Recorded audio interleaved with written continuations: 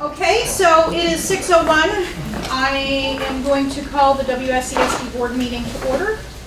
The meeting of the WSESD will come to order. This meeting is a hybrid meeting, which means that some or all of the public body is meeting remotely and some are meeting physically in a previously noticed location where the public may attend to observe, listen, and participate contemporaneously. Please note that while we will strive to provide means for those attending remotely to participate in the public comment period, there may be technical difficulties or reasons that otherwise prevent or interrupt remote public participation. Therefore, it is important to note that the open meeting law only ensures the public's right to participate and comment at a public meeting by attending at the designated physical location as posted in the notice and agenda. If a member of the public or of the public body has technical difficulties accessing this meeting remotely, please alert us by email. In the event of a technical difficulty which cannot be resolved, we may continue the meeting if necessary to time and place certain. Please note that all votes taken during this meeting that are not unanimous will be done by roll call vote in accordance with the law. So I'm going to ask if there are any amendments to the agenda. Tim.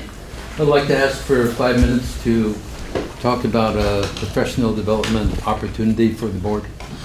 Okay, and so is that something that we can do under board training? Yeah. Okay, all right, so we do have a section for board training, so we will just add that to that.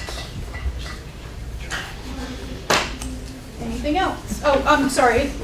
Actually, Tim, you need to make a motion to amend the agenda for that. Oh, I move to amend the agenda to allow 5 minutes to talk about professional development opportunity for the board. Okay, all those in favor of adding that 5 minutes to the board training, please signify by saying aye. Aye. Any opposed or abstentions? Okay. So we go to Recording stopped. hold on until. The VCT is still recording. Okay, great. So student matters, 5 to 10 minutes. Are there any, do either of our students here wish to share anything with the board? Yeah, so there's a lot of like bullying going on within like our school, and like especially like for most of my classes it's kind of scary because the teachers, they seem like they have like a lack of control, or like they don't seem to like do anything about it. My 4th block teacher, we have like these group of students that pick on this one girl because she talks too much or she talks a lot, and they tend to like harass her and bully her for it. And no matter how much the teacher says like stop or like I guess or tell them to chill, it's like she does it way too late. And I feel like that girl, and not just that girl but everybody in general, I feel like it affects them a lot, like a lot. It's like, I don't know, I feel like the teachers should have more control over their students, and it just, I don't know, it feels like there's a lack of control in just the classroom alone. Like, I feel like the teachers have no control over their students. Like, today, 2nd block, we had a substitute because our main teacher wasn't here, and there was a kid vaping in class. And, like, come on, like, and not only that, but he was being obnoxious and blowing it in front of people's faces. And then he moved over to the back and it's like, I don't know. The substitute could have said something about it, but she chose not to. And she was looking directly at the student too. And it was like, you have a choice to change that or stop it. You're supposed to, anyways. Thank you for sharing that. I don't know if Mark would like, or any of the administration would like to respond in any way. When so Jaden or whoever is at school and is experiencing these things, I think it's super important to share it with administration, or like we talk a lot about trusted adults at school. So if there's somebody you feel like you have that relationship that you can share it with, that would be super important. It's definitely not information that's getting to our level. And when it does, we're having those conversations with students around like how to treat people properly, and that's super critical that everyone as in the community is taking part in making sure that's happening. And I appreciate you bringing it up and recognizing when things are happening that shouldn't be. Alright, I also have something I'd like to say. Something I noticed that our school is lacking right now, and not only our school, like BUHS, but like all the schools from like, cause I work with a lot of kids, I take care of a lot of kids, and the stories that they share with me, it just shows that what we're lacking as a community is love and understanding what love is. I feel like this problem is easier to like detangle than it might seem at first. Like what Jaden said, students, and not only students but adults too, they tend to always like just let negative comments and remarks just like slide by. Like they just like don't do anything about it. They don't address it. And it's like, I don't want people to call out people, like, because that can make you feel overwhelmed and it gets people defensive. I want people to call in people. I want people to like kind of like, not like redirect, but redirect. Also, I feel like how we can do this is like spread this message, like what I said, like we're lacking love and like we need to teach love the correct way, because people get confused like with love being like mainly like chemical reactions and responses, but love is not chemical reactions, it's actual actions and thoughts and communication. I feel like how we can kind of dissolve this problem is by giving people positive affirmations and just like looking out for one another overall and setting an example for that, especially like teachers and like staff members. Like some teachers get like more like idolized in a way than other teachers, and it kind of like I can see there's literally a barrier between these teachers, so like it's making it harder for them to grow together, and love is growing together. And also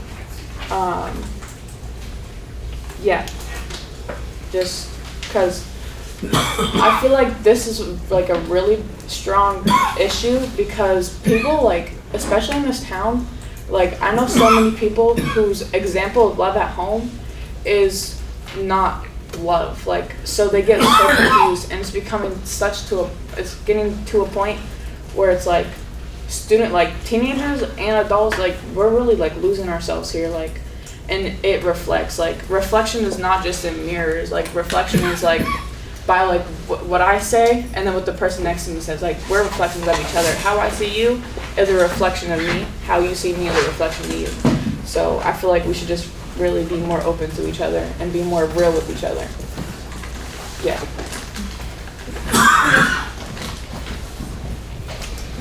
Yeah, I'd just like to say, both of these comments are so articulate, so well thought out, and so much appreciated by the whole community. So, thank you. Yeah. I wonder, I don't know, I don't have kids at BUHS. I really barely even been in the building. So Yeah. I don't understand what opportunities there might be, but it feels like this is a long game. Yeah. That's changing culture in ways that I think are awesome, the way that you're articulating them. I wonder if there are ways that the student leadership could think about doing campaigns, poster campaigns or some kind of, I don't know if you have like morning announcements or if there's some like artistic endeavors. I know when I was in high school we had like skits that were done and, various ways to reach our peers, because sometimes the statements you're saying as a peer are going to have the biggest impact. And so I wonder if there's ways to support those types of endeavors with your student council or whatever leadership you have. Yeah, I was thinking that we could do, or like, I mean, I'm okay, more than okay with sending out the form myself, but I was thinking about sending out a Google form, just like a simple one, like one question, like, or two questions. What is love to you, and what do you do for love? Because I feel like those are two questions that should be asked more and talked about more. And I just feel like even those two questions alone, it might not be as like, I don't know, impactful as it may sound, but it will actually open minds to people, like, oh, like somebody wants to know about what I do for love. Oh, what do I do for love? like what is love to me? Like it gets that, like it opens that big, like it opens that gate to like let the light shine in. It's a great idea. Yeah, and I'm sure we could help facilitate that. yeah. Thank you. Anyone online? Any students online who would like to share, question, comment? Okay, then we are going to move on to the administrative report. Okay. So I'll start with a book choice that I brought up to start the school year around an opportunity for the board and the administration to do a shared reading together as a professional development experience. Have been meeting throughout the fall with Kelly and Ann and Deborah to kind of talk about ways to introduce this book and how to go about the work. What we've ended on is essentially recognizing how crazy busy people are, especially this time of year as we're heading into budget season, the holidays, family commitment, work commitment. So rather than get this on the schedule for a regular board meeting to review, the concept is to hand the books out to board members and administrators with the goal of reading it on your own time by the June retreat, which I think is scheduled for June 25th. And then we would use the 25th as a launching point to do a protocol around the book study. And that could be the start of a series of protocols for the next coming fall as well. So that's the concept. I've started reading the book. It can be a little dry here and there, but there's a lot of really good stuff. The concept of it is how do school boards, superintendents, administrative teams work together to support our schools, and ultimately what's most important is our children. A couple weeks ago, a group of us went to the VSBA conference. To close the conference was a superintendent from California who was sharing his approach to work with his community and with his school board. And this book was referenced multiple times throughout the presentation, so that was a good feeling. Felt like we're on the right track. So that's the concept. I'll hand out copies for board members tonight. We have an admin meeting tomorrow. We'll get copies to our administrators. And then hopefully we can make a commitment to read the book by the June retreat. Questions, comments? Okay, so I'll send those around. The other element of the presentation tonight was, Laura, you talked about community and how important community is.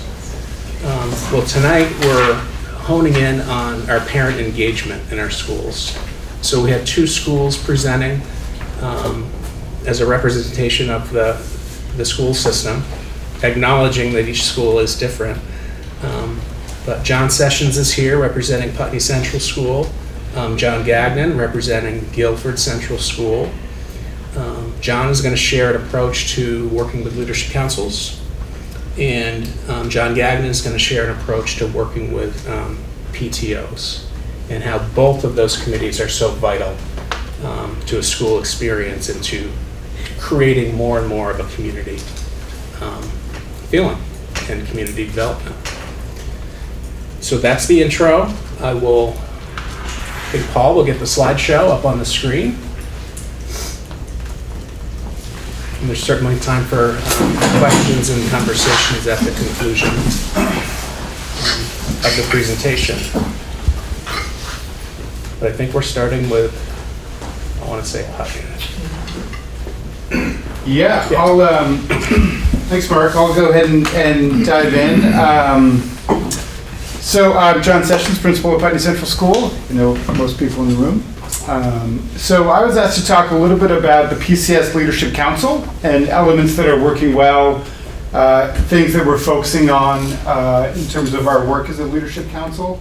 and then look at strategies that we're employing as a school to really focus and hone in on parent engagement and increase parent engagement at Penn Central. So, historically, PCS has had a very engaged leadership council since its inception. And there are some elements that are still working very well. We communicate amongst ourselves quite a bit. Ruby and I are in touch quite a bit, as well as other members of the Leadership Council. And this year we've done a lot of work of distinguishing sort of two parent bodies, the Leadership Council and the PTO, and sort of what is the difference of those two bodies and how we distinguish them at our school. And so we've been communicating that a lot. With graphics and information and newsletters and things like that to sort of identify the differences between those two avenues for parent engagement, which I think has been successful. Our Leadership Council does a really nice job of being present in the community. They show up at community events. There was like a sort of Putney closes down streets every now and then for, different events in town, and the Leadership Council has the table. And they're sort of present around town. There's a presence at town meeting, things like that, and so trying to be visible in the community. Our council does a nice job of. And the council has some really nice traditions of connecting to and supporting our staff. An example, Ruby coordinates every time a staff member leaves Putney Central School, a beautiful sort of gift from the Leadership Council of a glass heart to represent their time at PCS. Things like that, that there's a really nice connection between Leadership Council and our staff, which I think really means a lot. And our staff sees Leadership Council as a supportive body, which is nice. With that said, there's a lot of opportunities for optimization where we have some challenges as a body that I think we're trying to problem solve around, primarily one of engagement, which I know is true for a lot of leadership councils around our district. Our meetings tend to be small, and we're constantly looking at ways to engage more people in the process. Because we have a feeling that the Leadership Council can be a really impactful body. And the goal is to have that body be representative of our community. And with small attendance, it is not necessarily representative. And so we're doing a lot of work as a committee and as a council to think about how we can increase engagement and broaden that umbrella of engagement as the Leadership Council. And part of that, and related to that, I'll get into next, is really working to clarify the purpose of the Leadership Council. What does that body do, and why would people want to be engaged and involved? And so let's talk about that next. So some of the things that we're doing currently within the Leadership Council is that we've decided to start really sort of having one large core piece of school administration be a focus of every monthly meeting. So tomorrow, for example, we have a Leadership Council meeting, and we're dedicating a lot of that meeting to talk about the budget development process, and for people in our Leadership Council to have the opportunity to hear from me, to hear from members of our school around budget priorities and conversations that we've had at the school level and our thinking in the budget development process, and just to talk about that piece, and then to solicit engagement of, does our school budget represent values of our community? Like, are there gaps in our budget that the community feels are not addressed in the school budget? And really dedicating time to that piece. You can see we've sort of mapped out monthly themes throughout the year. In November, we're in the early stages of a pretty big playground renovation project. We want to dedicate the Leadership Council to ask the question of, do our plans reflect community values? Does this sort of represent what our community wants to see in the playground? And the hope is that having those guiding questions and really actively seeking broad community input will lead to further engagement. So as the year goes on, we've identified themes that are sort of impactful at that time of the year through the process. And so I guess we'll see what that brings tomorrow night, but that's a strategy that we're employing to try to increase engagement. And then within the broader Putney parent community, I want to talk about some of the things that we're doing. one thing we talk about at Leadership Council and in my own practice is that Putney Central is really poised to really embrace a community school model. Putney is a community that is very interested in school and has a history of being involved and interested in school.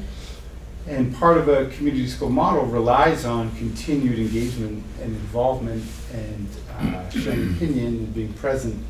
And so we've talked about just sharing what a community school model is among the Putney community and talking about that on a more regular basis. We've talked about how sometimes the relationship between school and parents is a one-way street. We expect parents to come to school and how there are often barriers to that.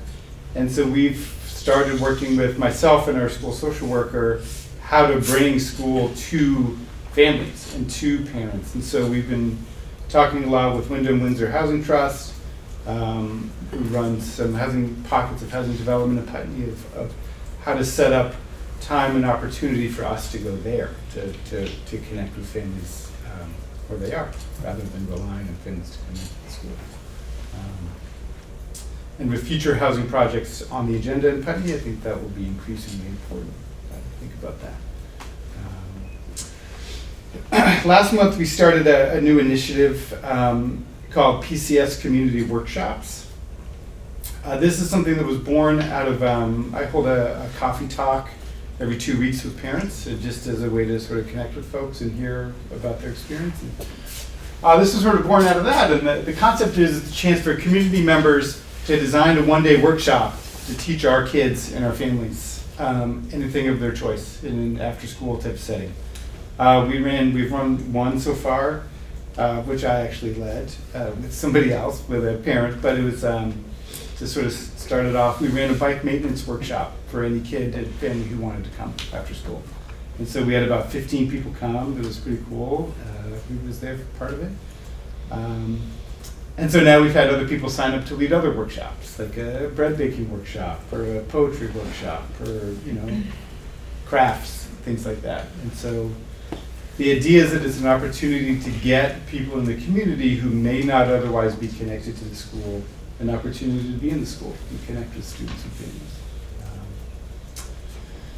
So that's something that we're trying to do.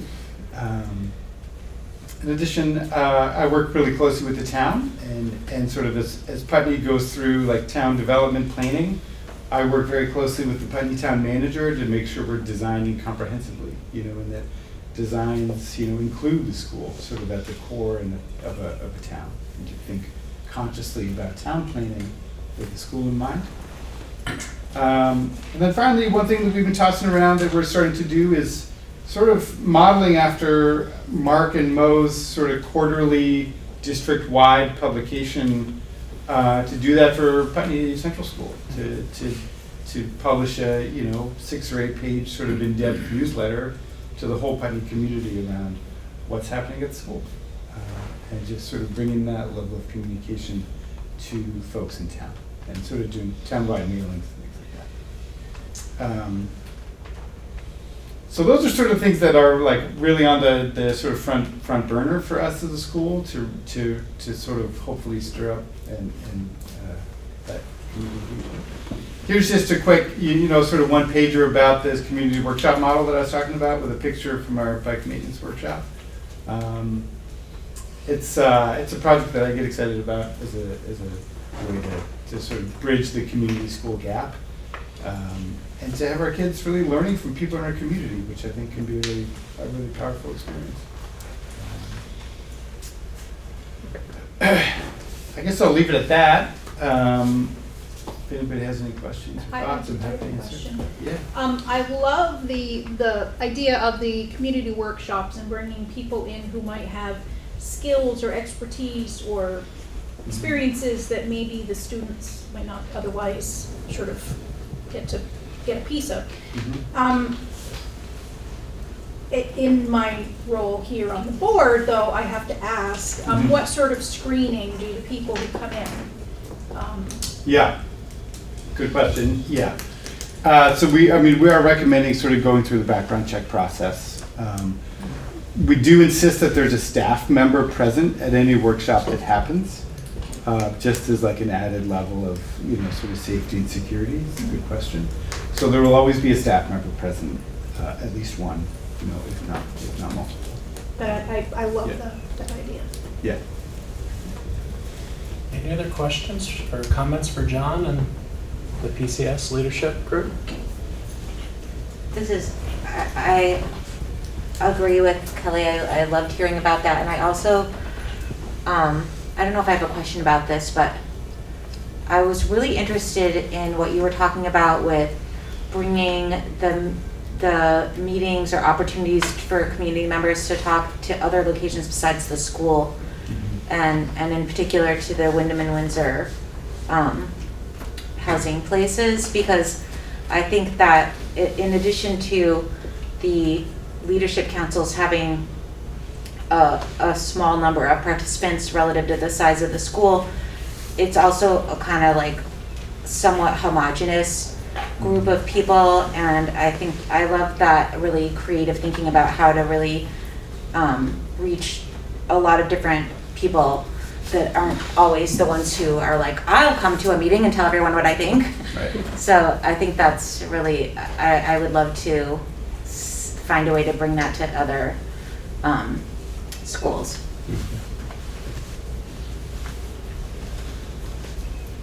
Okay, we'll shift to Guilford Central School, and John's going to present on the development of PTO. Yes, so it's a night for the Johns.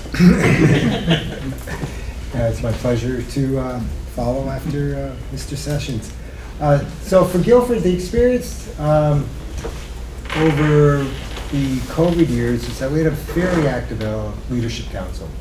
And what we found is last spring, we were looking to the horizon and finding that many of the people on our leadership council were actually aging out of the council. Their children were moving on to the middle school.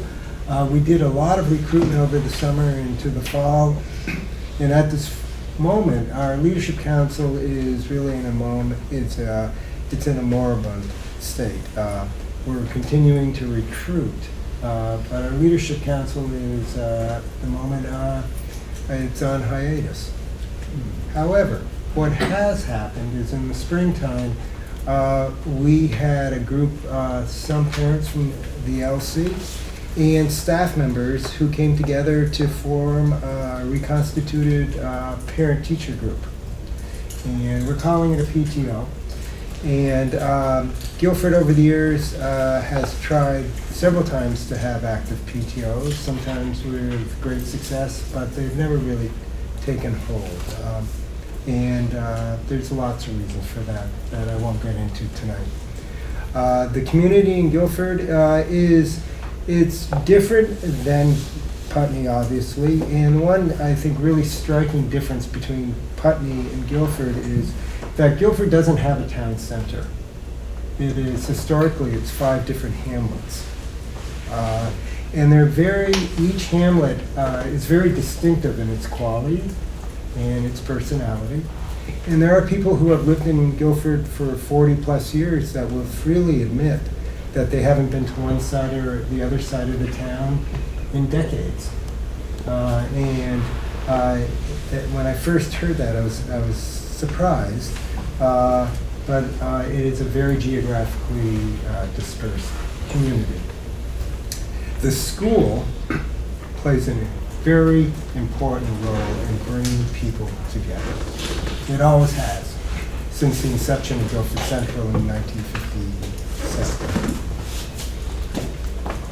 What our PTO is really focused on, and as our mission statement states, it's really about to engage and empower families and the community to support our students, build upon the strong foundation created by the teachers and the staff at the school. And the primary goals of the PTO will be to fundraise, coordinate volunteers and logistics for winter activities, teacher appreciation, and after-school activities. Additionally, the PTO will support Leadership Council in advocating for equitable spending in the consolidated district budget. So our PTO has taken this task on of building community, of bringing people together. Teacher appreciations, that is a picture, one of our PTO parents has a parent themselves who is a baker and brought in these magnificent quiches a week and a half ago.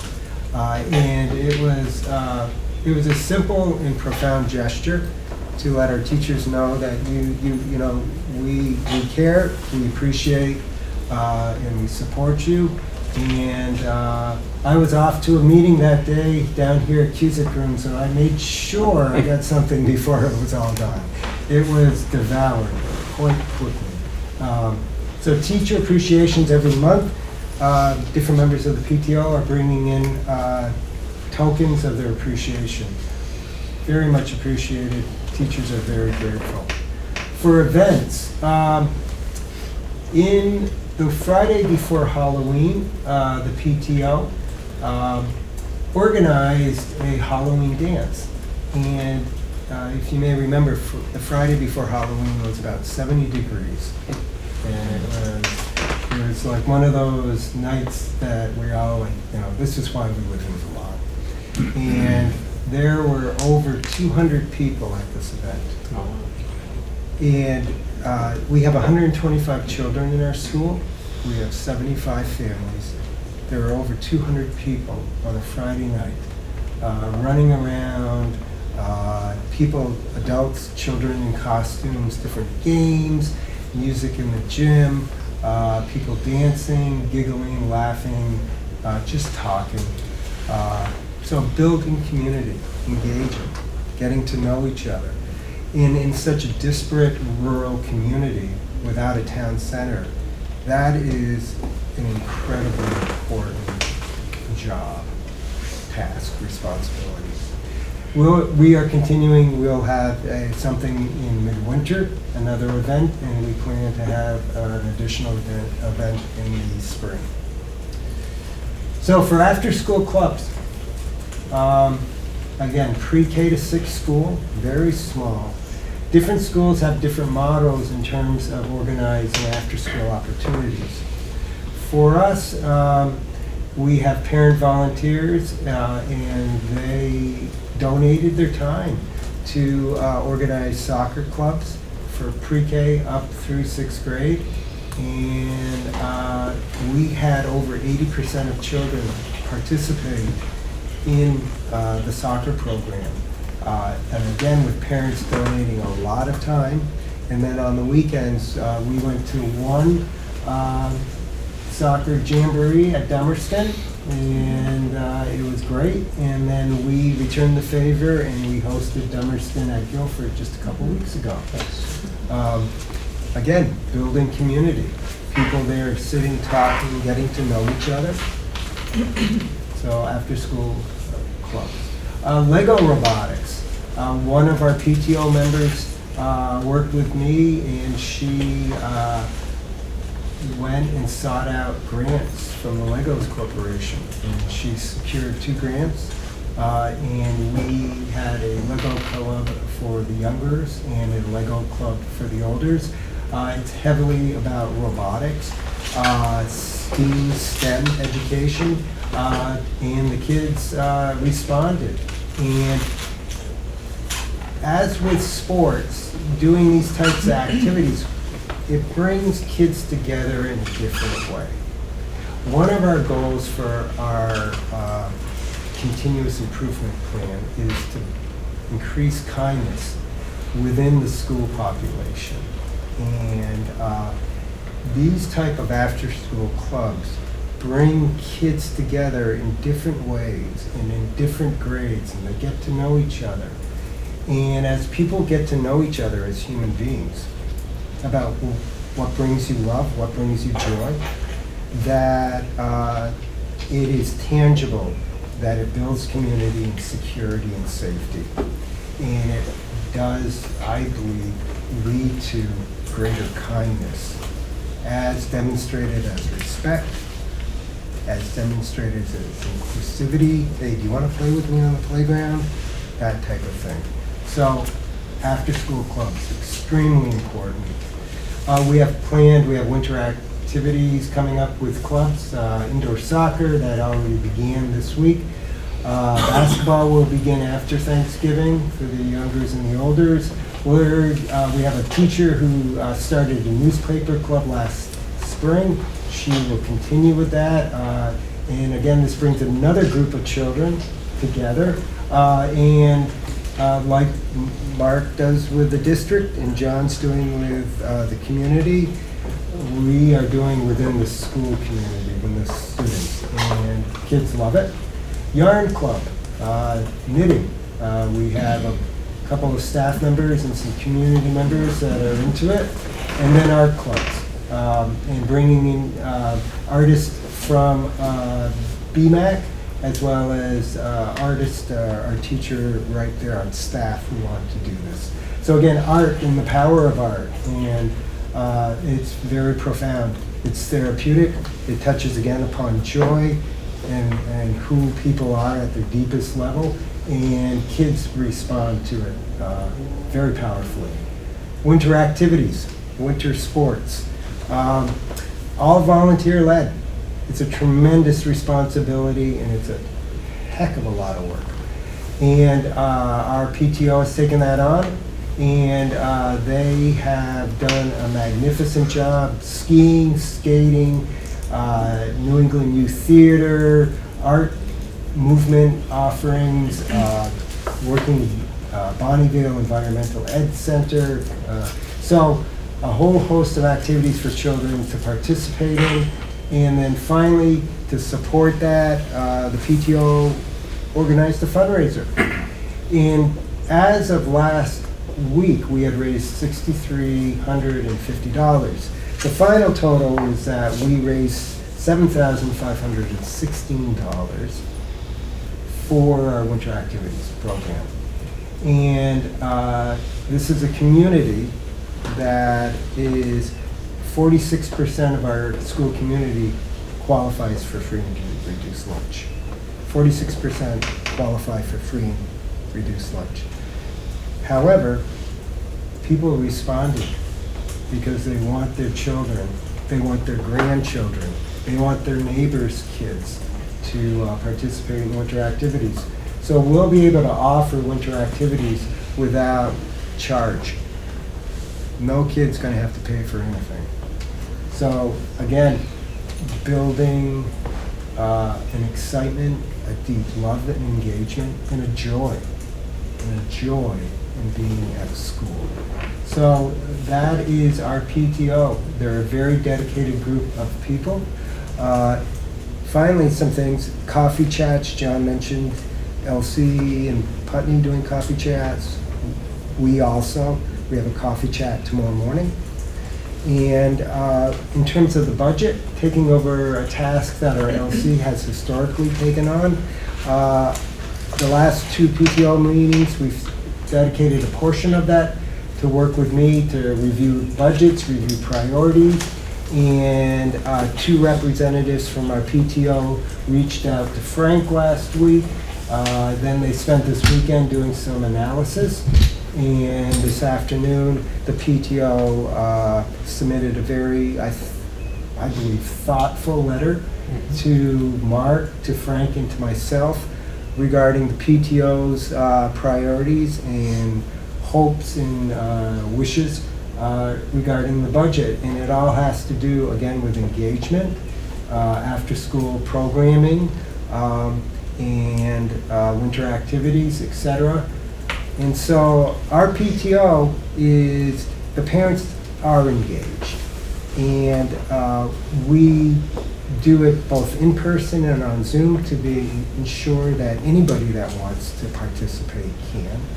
And it's been really lovely that we've had many parents who normally wouldn't be in the school participate through Zoom or Google Meets. And so that's very heartening. So that's where we are at the moment with parent engagement. Awesome. Thank you, John. Questions or comments for John? Yeah, I think there are many different ways to accomplish community involvement. And, I think Guilford is really demonstrating that, they do the leadership council very successfully, and now they've morphed over to a parent-teacher group, and how now it sounds like it's really involving much more of the community. So it may not fit the model that was laid out initially, but I think that you have to be flexible and choose the model that works best for your town. And so I take my hat out to you. I did have one question. The Leadership Council has always made a great presentation at the Guilford Town meeting. And so I was hoping that there'd be something in the PTO that would replicate that. I foresee that. Great. And then the other thing, I spent about 4 hours at the Broadbent Community Center on Saturday, and it was the Planning Commission of the Guilford Town, and there was quite a bit of interest too, in the expressed by the Planning Commission and about the 50 people that were there, trying to figure out different ways to engage the school, Guilford Central School. So I think this would be a perfect opportunity for the Planning Commission and the school to share. Yes. And along with that, Sean, is that there are plans for community gardens to be developed adjacent to the school property. And so we've begun conversations with that group, and I hope in the near future that it will continue to evolve our Farm to School program, working with that local community organization. Yeah, that came up on Saturday, and apparently Guilford School was able to purchase a piece of property. It'll be to the north of the school, is that correct? We're not purchasing it, it's actually a nonprofit. But we're in the conversation to be closely aligned with them. And that would be the garden area then? Yes, it would be. I think both presentations, the active engagement of community in the school is essentially what you want, the support. I mean, students need to be supported both by the school and by their families. It has to be on both sides. I think I have an overarching concern about leadership councils. And I know that other school communities have gotten into trouble this year, or issues about how to stimulate interest in leadership councils, because they're not functioning in every school. And I wish that I had Article 15 in front of me, because I think the essence of a leadership council is very different from a PTO in conception, but I don't know whether in practice they are that different. And my concern is that when you have school communities without leadership councils that are doing great work, and so you continue functioning in that way, and it's not detrimental, it's different. But now you don't have a functioning leadership council. And as that goes on year after year, why bring something to the forefront when everything's working just fine? So I think it'll be interesting to see how this works out. I know that this was a referendum on the part of the towns that schools were to have leadership councils. But on the other hand, how can you force it when the interest is not there, and yet it's mandated? And so just trying to figure this out, and I think we need to think about this. Certain schools have very strong leadership councils, others do not. So I just think it's something that we have to consider. And again, it doesn't have to be a mimic from school to school. Right. I think you bring up a really good point, and what I've always learned in terms of engagement is you really need to follow the passion and what the community is embracing and what they're all about. And if you follow that passion and it's reflected in the school community and in relation to the town community, it just brings everybody together in a way that's really inspiring, frankly. So I think that's a question, Deb, that we need to follow throughout the course of this school year. There's no question we've gotten off to a slower start in building our leadership councils at our various schools this year. I do have some announcements of new names for chair people for councils that I can read off tonight as well. And there is, I am hosting an orientation for leadership council chairs tomorrow night at central office at 6 o'clock. Mo and I will be doing that. And we'll be reviewing norms, posting of agendas, minutes, values, ethics, and probably talking a lot about what we're talking about tonight in terms of what is the vision for each individual school leadership council. What is the passion? What is each school community really interested in? And when you can work hand in hand with your school staff in developing that, again, I use the word inspiring, but it really is. And it really relates to what you were saying to start the meeting, Laura. When you build community and you increase engagement, I think people are a lot happier. So another thing I just noticed tonight is 2 different names of the organizations that are engaged with the school, but a lot of the very same opportunities are happening. A lot of the same activities are happening at those schools. And I think we could probably make a lot of connections to some of our other schools and how they're operating as well.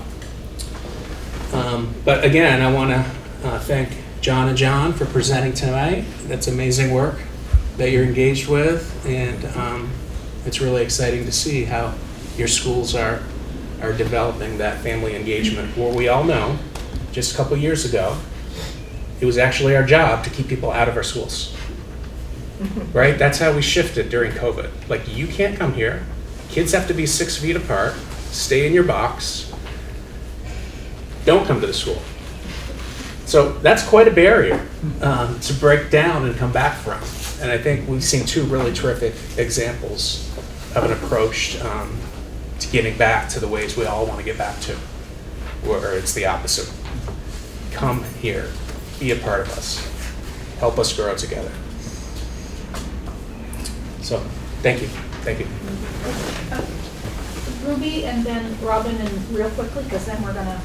Right, and I guess I just want to, I'm kind of intrigued by the idea of what, and this isn't an answer that you don't need to answer now, but what are the resistances we're seeing? You know, like, I wonder if there's a way to access that information possibly through the principals, just informally polling and bringing back some report, because, you know, we heard throughout last year some common refrains that it's possible has not been responded to in an appropriate way and people are fed up. That could be one solution, or like possible scenario.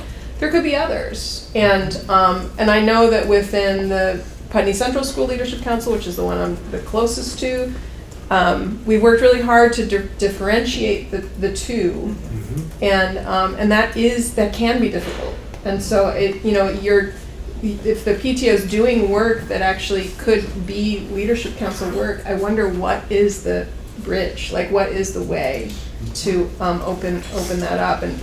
So I don't think it's a conversation for now, but I think it's really worth us putting a pin in it and coming back to that, because I think the leadership council idea, that model, has a lot of potential, and we're not tapping into it at a lot of our schools. Robin? I just wanted to clarify about something that you were saying, and that was referenced in another question about the parent workshops. So we have that policy that was recently passed about people having to have background checks for certain types of parent volunteering. But I just want to confirm that my understanding of this policy is correct, that is only for situations where the volunteer will be in sole contact with students meaning there's no other school employee that's there. Correct. It doesn't pertain to when a parent wants to like come into the school, they don't need a background check or that. It's only if they're doing something where they're the only grown up. Okay. Right.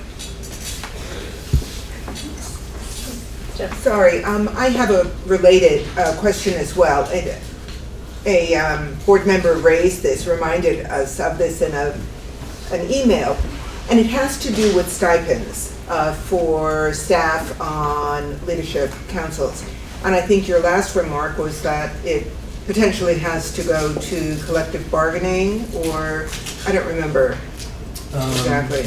So Michael Kelleher and I came up with a figure which follows the stipend process for after-school programs. And I've shared that concept with the union leadership who is in agreement with that direction. I think at one of the last board meetings, maybe Tim had mentioned the board hadn't actually voted on that concept of whether to reimburse staff. So I don't know if that's something the board wants to take up or just something we move forward with. I think the board should certainly take it up. I have a lot of questions about pros, cons, about paying staff to be on the leadership council. That's just my opinion. I think it needs to be an actual agenda item then, especially if we're going to potentially take action. So when I send out the email asking for agenda items, if I don't have that listed, anyone, please feel free to prompt me on that. Without anything further on this topic, we will move on. We are almost 20 minutes behind, though this was definitely a wonderful topic and opportunity to spend that extra time on, so I appreciate both of the presentations and the work you're doing. So now we move on to the fiscal report, and I will hand it over to Frank, please. Okay. So at Finance Committees earlier this evening, we reiterated our budget timeline, some of the action items the board needs to be ready to engage in. A very brief summary of that is March 19 is our vote of the electorate for a proposed budget according to our Articles of Agreement. Requires a February 13 warning for the Windham Southeast School District Board to approve that presentation to the voters. And then that would bring us back to a budget approved by the board on January 23rd. And there are the usual public hearings that are also required as part of the process. So coming back to today, we're going to do one more just general overview of some of the parameters we've got to consider. So I'll just have a brief comment on Act 127 and what we discussed at the Finance Committee. But I did want to also just make sure, a reminder to our participants on the Finance Committee, we'll basically be meeting every Tuesday at 5 o'clock for the next few weeks, as we typically do. So November 21, next week, it would be first draft of the elementary budget proposal that the administration would have for consideration. November 28th would be the secondary budget for the Windham Southeast School District. And then on the 5th of December, we would look at the revenue assumptions that help fund the plan. I think we might have a preliminary review of the capital plan at that time as well, on the 5th. And then we would be prepared for a first draft of the comprehensive budget on the 19th for the full board, knowing that those state statistics that we must have in order to define our our fiscal responsibility come in on the 15th of December. So those are some dates to keep in mind. I don't think I need to reiterate our kind of guiding questions in those topics, unless you would like me to from our meeting last week. We're good on that? Now, are the finance committee meetings, are they recorded? Yes. Are they available on the website? Yes. Okay. Okay, wonderful. So I know I and some of the board members attended a webinar today from the VSBA and VSA. Yep. And it was on Act 127. 127. I am admittedly not a budget person. So I'm gonna have to go back when they post that, and when they do, I will send that out, those slides out to the board, but I would encourage anyone, and I certainly will be going and looking for that, to be listening again to the finance committee. I think that makes sense Yeah. to do that. Yeah, I think that's a very good suggestion, and if you don't mind, I will, within my 10 minutes, which I'm happy to even yield a little extra time, just mention some of those topics that we talked about in finance just at 5 today. Can I just say regarding accessing the VSBA webinars as well as the information from the annual conference, you need a password now to access that. So just be aware, they'll track you through it, and if you have difficulty, call Carrie Lamb and she will track you through it. But a lot of that information is now password protected. Okay. In the very brief kind of synopsis of our finance committee discussion, and feel free to contribute. So Act 127 its intent is to provide unequal access to public education in Vermont, knowing that we have different economies in different regions of the state, which creates different resources available to local communities. So the state has recognized over many years that we've had this growing inequity in certain regions of our students and families having access to public education. So the solution is an empirical study of weighting. That's one way. There's several ways to fund public schools across the nation. Vermont has chose what's been referred to as an equalization method, and they are substantially changing the equalization factors. That theoretically will be favorable for our community because Windham County is one of the higher poverty counties in the state, and the weighting favors or increases tax capacity for the poorer communities. So I won't go into the details of those weights as they change, but they are substantially different than they have been. They also address our English language learner population with a significant change in funding support for that. And of course, we all know we're a resettlement community, so that should be a significant favorable impact for us. There are a number of funding formula parameters that have been suspended that are mainly around penalties for spending more than certain indices that the state shares or publishes, but there are still some guardrails around if we see a spending increase more than 10%. This process requires a review by a committee that's been assembled by the legislature and reports to the secretary.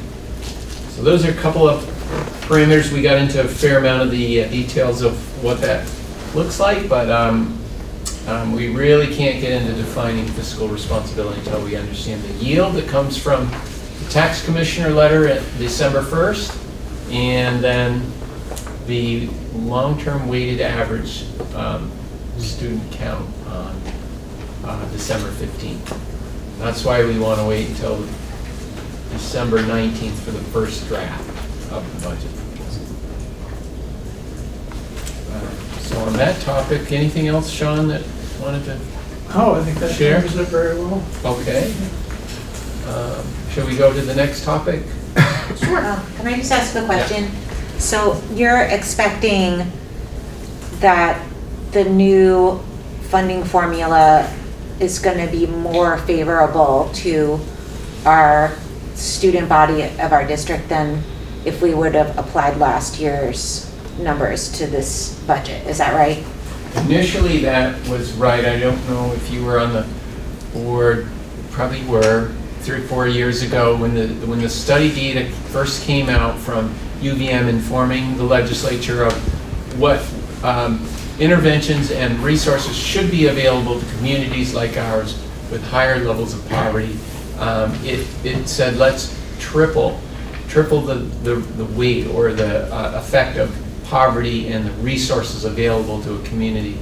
And we were like, hip hip hooray. Back then it was $1.70 tax rate coming down to $1.50 if we just did nothing. And the whole intent is, oh, don't just go and reduce taxes. Let's reinvest that in interventions that support kids. So we were very pleased with that. But then a year ago, Emily Kornhauser was with us. That's what I was remembering, Yeah. that she was saying it wasn't going to Yes, that's right. And she said, well, we've got a new element of this. It was not in the UVM report. I'm not sure where the impetus of this other element is, but it was this concept of sparsity, rurality, I guess is the word.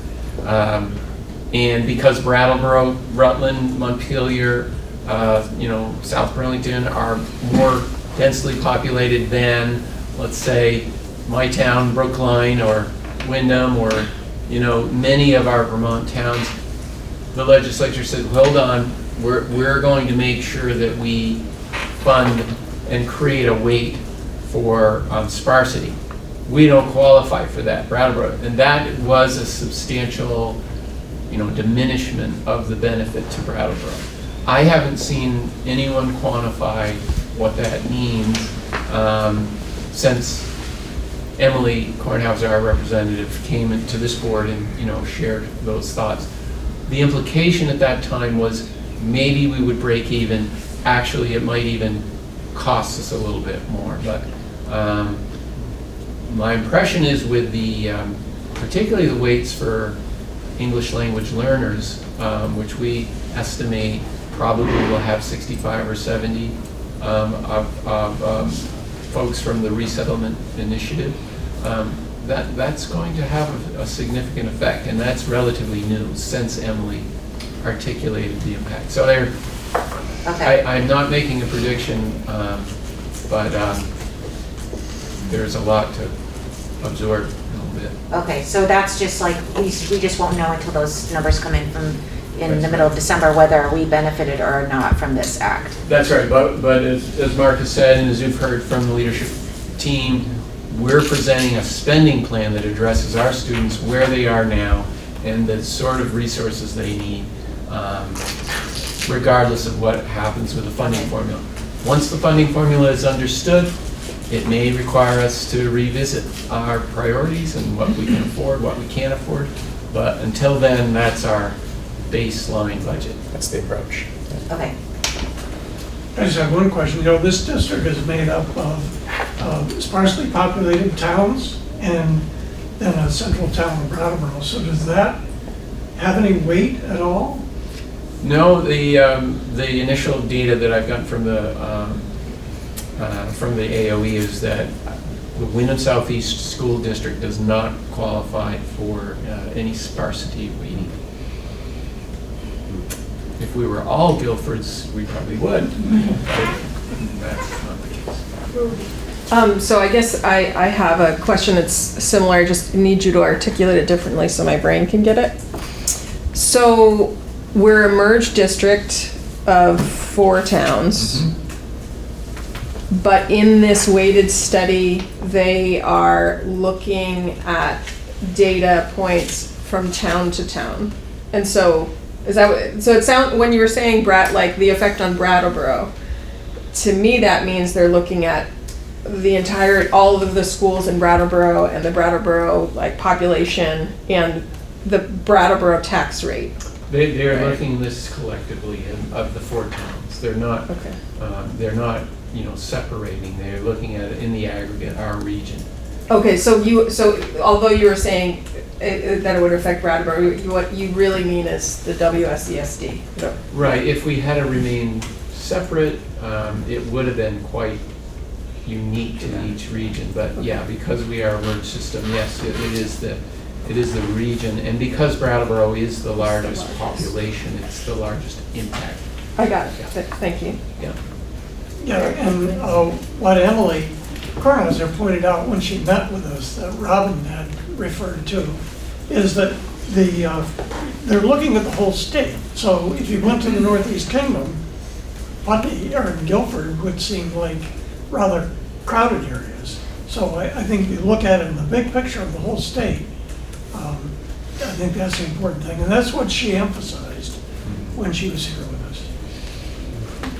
Any other questions very quickly before we move on? Before Frank moves on to the next? Okay. Okay. So the other topic is pre-qualifying bidders for the Oak Grove heat pump and controls improvement project. We're really pleased that we have 4 vendors that submitted an interest or a response to our request for qualification. Quick reminder, because we anticipate this project being more than $500,000, public bid statutes require the school board to pre-qualify contractors who may be interested in bidding. So that's what we hope to have this evening. We have Alliance Mechanical, we have ARC Mechanical, we have Control Technologies Incorporated, and BG Mechanical. All firms have submitted the response to our request for qualification. We have 2 engineers that we work with as consultants, Dan Dupras for Vermont Engineering Services, and Chris Hebb is with Dynamic Integrations. We work with both of those professionals over many projects over several years. They are the folks that have reviewed the documents that were submitted and recommend those 4 firms that we do pre-qualify. What that means is tomorrow, assuming the board approves these 4 firms, we'll be forwarding the project manual and bid specifications to those firms. And then at our next board meeting, we would be looking at their bid response to those specifications. It sounds like you're asking for a motion. Do you have I assume that Sean has. Yeah, I would move that the WSESD board work with the selection of the 4 contractors, the 4 firms that were just mentioned, and so they can be eligible to receive bids on the Oak Grove heat pump and HVAC project. Is there any discussion? Seeing none, I will ask, Robin, can you read the motion back? Or Yeah, I was just gonna ask,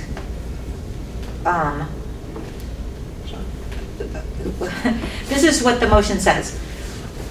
Move that the WSESD board work with the selection of the 4 firms mentioned so they can be eligible on the Oak Grove heat pump and HVAC project.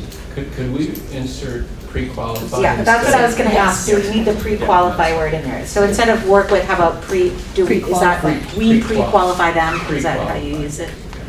Okay. And then to participate in the bid process. Okay. Yeah. So, okay, this is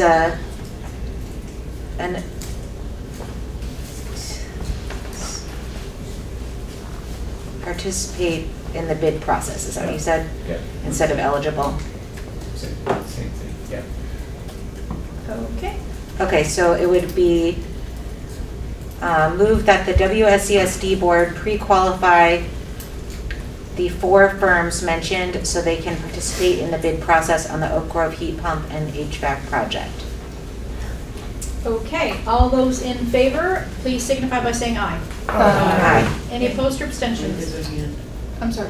You just said yes as well. Okay, so any abstentions or opposition? Nope, so Very good. that is approved. Thank you. Thank you very much, Frank. Thank you. And that's all I have for this evening. Okay. Okay, so then we will move on to the clerk's report. Is there a motion to approve the minutes of October 24, 2023? So moved. Thank you very much, Anne. Any discussion? All those in favor of approving the minutes of October 24, 2023, please signify by saying aye. Aye. Any opposed or abstentions? Okay. So now we move on to the warrants and payroll. Sean? Yeah, I have some pretty exciting news, and I've written this up so I can send it to you, Robin. Great, thank you. On November 1st, 2023, the WSESD made the final BOHS bond payment in the amount of $1,600,000. This payment represents a commitment made by the 5 towns of District 6. On November 13th, 2001, 22 years ago this coming Monday, the 5 towns in the District number 6, Putney, Dummerston, Brattleboro, Guilford, and Vernon, went to the polls and voted by Australian ballot. The single article on the ballot asked the question of the voters, shall the district renovate the BOHS campus?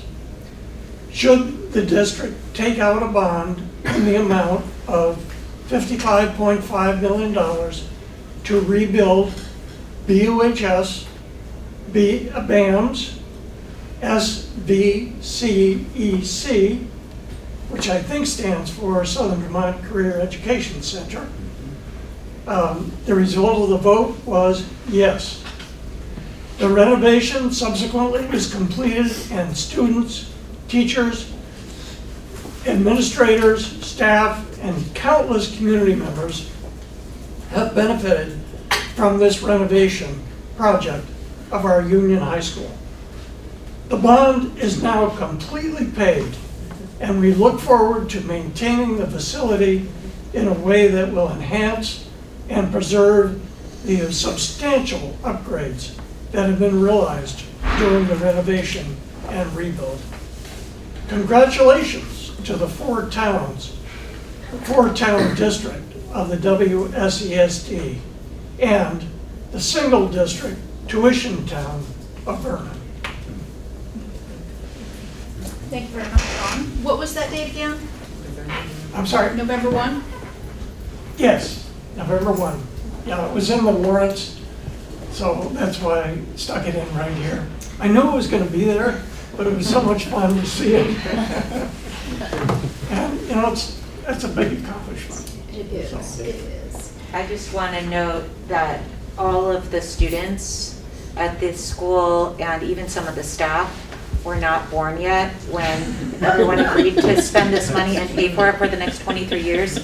And that's something that I think is really wonderful about doing school board work, is that you're not just working to improve things in the moment, but like for generations going forward. So thank you to all of those voters and taxpayers for the last 22 years. Thank you, Robin. Kelly, could I just say also, I'd like to commend Sean for being on that Citizens Advisory Committee all those years ago, and persevering. You know, never easy to propose a bond, especially at that time it was the largest bond in the state's history. But for advocating as he did then and staying with us all of these years since then as a real strong advocate for public ed. So just wanted to commend him for that. Thank you, Sean. Thank you, Sean. So now I will ask if there is a motion to approve the warrants of October 10, 2023 in the amount of $2,758,186.57. October 16 in the amount of $425,972.36. October 23 in the amount of $273,772.45. October 30 in the amount of $120,858.81. November 6 of $1,052,804.77, and the payrolls of October 6 in the amount of $1,670,732.41. October 20 in the amount of $1,613,235.77, and November 3rd in the amount of $1,567,206.14. Is there a motion? So moved. Thank you, Deborah. Is there any discussion? Okay. All those in favor of approving the warrants and payrolls, please signify by saying aye. Aye. Any opposed or abstentions? Okay. I think we're going to do the public comment on non-agenda items, and then I think we're going to take a quick break. So, let's see, 7:18. Public comment on non-agenda items. Anyone making a comment can expect a response that falls into one of the following categories. Receive an acknowledgement of the comment with no further action planned. Receive an immediate response by the board chair or administration. Administration will be directed to contact and respond to the person. Clarification sought from the administration for a specified meeting. The topic would be added to a specified future board agenda. The matter would be referred to an executive session, or a public hearing would be held on the matter. Is there anyone here or online who would like to make a comment in public comment non-agenda items? I'm going to ask a second time, public comment non-agenda items. And going 3 times, public comment non-agenda items. Okay, I'm going to call it. Seeing none, we are ending that agenda item at 7:19, and we are going to take a very quick break. So 10 minutes. Anybody needs to do?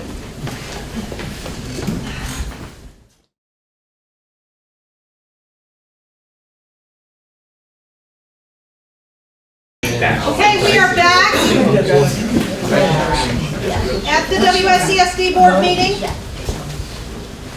Okay, so the next topic is the unfinished business, the sexual abuse investigation. I have reached out to our attorney to see if Attorney Goddard was back and had provided her with any information. She said she had not, and I have asked her to again follow up with her, and she has indicated she would. So I don't have anything to share as far as that goes, any update, but if there are any questions, comments, concerns, anyone? No? Okay. We are moving on then. Okay, 2 methods of assessment other than Panorama. I have to acknowledge that I don't know that I gave Mark enough time on this, but he may have had sufficient time to sort of. It's the email that I sent with those questions. Yeah, I got it late in the day. Though. Yeah. So that's my bad. My apologies. Do you? I'd like to make a motion then, if. I'd like to move that if Mr. Spino would like more time, that we table the conversation. Since I was the one that had emailed. Well, there were actually 3 different people, but yeah, we can certainly, if Mark needs some additional time to, perhaps we can just maybe if there's a clarification, maybe just to clarify for Mark what it is that's being asked. Maybe this might be a great opportunity to just at least have that conversation. And if he doesn't have the information to provide to us, then at least he'll maybe have a better understanding and be able to ask for clarification. Sure. Did you want to share your particular question, or? Yeah, it was sort of if I remember correctly, there was 3 sort of parts. I was curious, Mark, you had mentioned other assessments. I was curious if you could expound upon what those were, the methods used to assess the data that was gathered from those assessments. And then the third part of it was, based on that assessment from the data, if you could speak to any interventions that were applied within the last 6 months, and if you've, any results, sort of what have you done in the last 6 months based on the additional assessments that you've rendered? Does that make sense? Not really. You mentioned other assessments. Yeah. What are those? Academic assessments? No, around climate, school climate. Okay. Other than the Panorama, right? Because the discussion, if I remember correctly, was we moved from 2 panoramas per year Gotcha. to 1. The concern from some of the board members was, does that give us enough data having only 1 point? Sure. If I remember correctly, you said there are other assessments that we're utilizing, so I'm curious what those assessments are, Okay. the methods of assessing that data that you've gathered, and then what interventions have been applied based on the data that you've gathered. All right, so I can speak generally, Matt. And I don't know if I would use the word assessment, but maybe data collection opportunities. And I would encourage Paul or Julianne or Nancy to jump in as well. So some of the things that we do on a regular basis as part of team meetings is have kid talks where teams are documenting what they're seeing in their classroom, raising issues that need to be addressed. So that's a pathway to collect some data on a regular basis. EST meetings happen very regularly, almost on a weekly basis at schools. So those are individual tracking opportunities for students and families. I would say in terms of tracking behavior, there's lots of different ways to go about that, but the use of spreadsheets. We do officially have like 3 benchmark meetings per year in the fall, winter, and spring, looking at fluency data around literacy and then math fluency. And in the most recent years, we've added a behavior line item to that sheet as well. Many kids are on individual behavior plans called check-in, check-out plans, which is a PBIS intervention. So those are more like individualized tracking opportunities. We can also look at that through like a tier 2 lens of the school. So now I'm thinking of putting my PBIS hat on here. Individual schools and classrooms will track their environment through incentive programs, again through PBIS. Many schools, when they meet a social emotional goal as a school community, that will trigger a full school celebration. And paired with that, most of our schools have individual opportunities to collect data around kindness and following the rules within their classroom environments, which also leads to classroom celebrations. So these are data systems that we do track. Often what comes with these things would be like kindness jars or token jars, where we're like literally collecting icons of kindness. So the other things is we have social emotional programs. Second Step is being implemented amongst all of our schools through the school counseling program. Schools will often do like challenges or theme weeks where we're tracking growth and in reaching those themes. Thank you for clarifying the climate, because that is helpful. I did know I was focused on the climate. ODR data is collected at all schools, office discipline referrals, planning room referral, tracking sheets are recorded and analyzed on a regular basis. Can I just ask, since, does that mean suspension as well? No. I mean, where you said OR? Like an office discipline referral, like if a child was sent to the principal's office for a check-in. Okay, It's not a suspension. got it. Okay, thank you. We can track suspension data through PowerSchool, I believe. In terms of engagement, student engagement, I think we regularly track attendance and truancy and try to gauge that throughout the school year. Attendance is definitely very much a trigger to spark an intervention. We do either student or family if kids aren't getting to school. I'm sure there's many more, but those are some of the data systems that we have. But I mean, the board's responsibility is to provide oversight to see that you're achieving the goals that you set out to, that we agreed to, more or less. So one of those goals was an improvement in climate change. Everything that you meant, most of the things that you mentioned were ways that the schools assess progress, whether the interventions are successful or not. But what hard, concrete, measurable data does the board get? We need measurable data to do our assessment. Yeah, so what the board has received has been years and years of climate survey data through the Panorama, and then before that, the self-created climate surveys. That's the cold hard data that the board has received over the many years.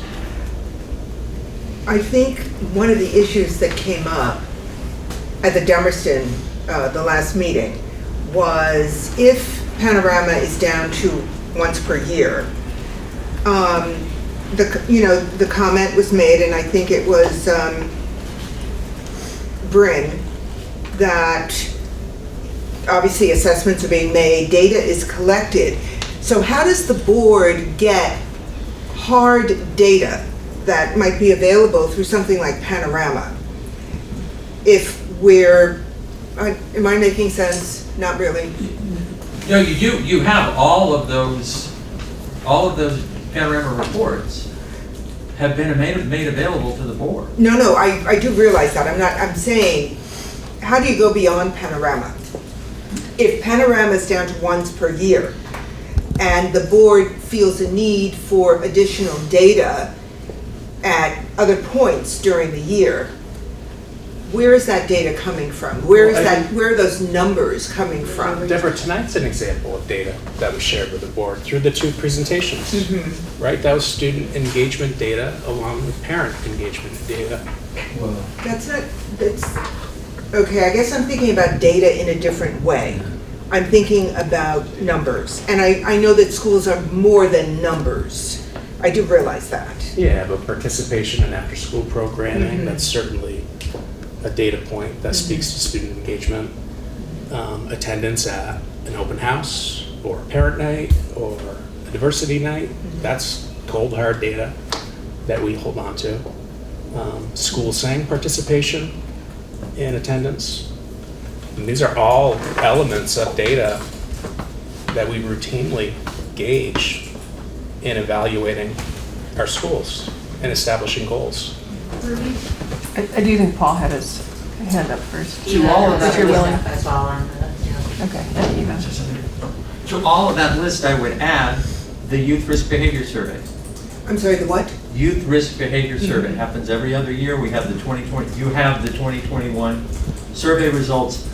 There are questions in there that are not specifically the kids are kind question, but there is most certainly I have an adult I can speak to. That's one of the common questions. My community respects me, or something similar. There are a set of those questions. Again, they're based on the asset work from way back, but they are looking at looking at climate in a very general sense. Those data we have. Then there's Eva first. Eva. Oh, that was sorry. Hi, hey everyone. Can you hear me okay? On Yes. Zoom land? Okay. So a comment and maybe a question. So since we're doing it to one survey per year, I'm concerned about the scheduling of how we get the data. So if, say, it's done in February and then we're getting the results in June, it's going to be really hard. Like, it's pretty much the end of the year. And as a board member, it's just really hard for me to kind of see what the plan is and the formulation of the plan for the school year, since we're pretty much getting the data in June. And that might be a conversation for the future, but just since we're having it only to one, I think that getting that schedule and then also getting the results for all of the surveys would be fantastic. And the question I have is, when we have the student climate, the teacher climate, the parent climate, are they all done within like a month period, or are you doing one month, the other next month? And then how long are you waiting for the results to come in? Sorry if that's too many questions. Paul? Sure. First, a clarification. The notion of going down to one survey per year is only based on a couple of years of doing two. Prior to that, for many years, we always did it once a year. And to me, the whole point of those is we want to look at it over that longer period of time and not necessarily be distracted by changes within a school year. Second,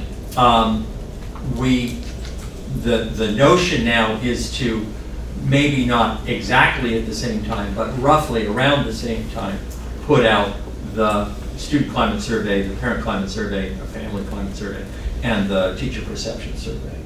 But no, we wouldn't want to put them all out all at the same time. And what was the other question? Oh, and we don't have to, there isn't that long a lag between when the surveys are given and when we have the results available. The survey, as soon as the survey is closed, the decision is made, we aren't going to accept any more survey results very shortly after we have those results. That answers your question. So is there the potential for us to get the results sooner? Sooner than June, absolutely. Okay. I believe that Ann had. I just wanted to add to Mark's and just say that next Monday, the BAMS and VHS teachers are all meeting together and doing a training with Karen, her last name, I can get in a second, but she's solely there to talk about data, and we're looking at all the Panorama data as part of that in service day, to see where the need is. And last year, I just emailed these guys to invite them to my next student safety group at school. But that group last year put out a survey from the students to the students, and it was around the same idea, which led some of our work through the year. And the survey that the elementary schools do goes back to the high school, and the high school class, that the social studies class, goes and works with the elementary schools based on the results of the survey data.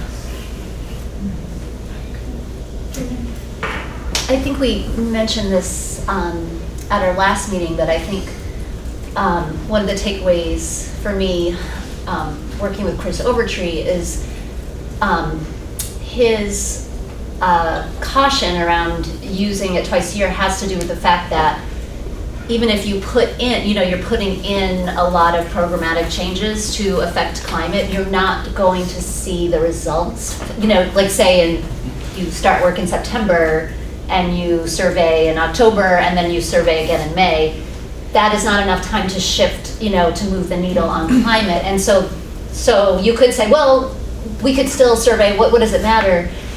The problem is if you're looking at the survey at the end of the year and you're like, oh, we haven't seen enough progress, so forget this work, let's change course. And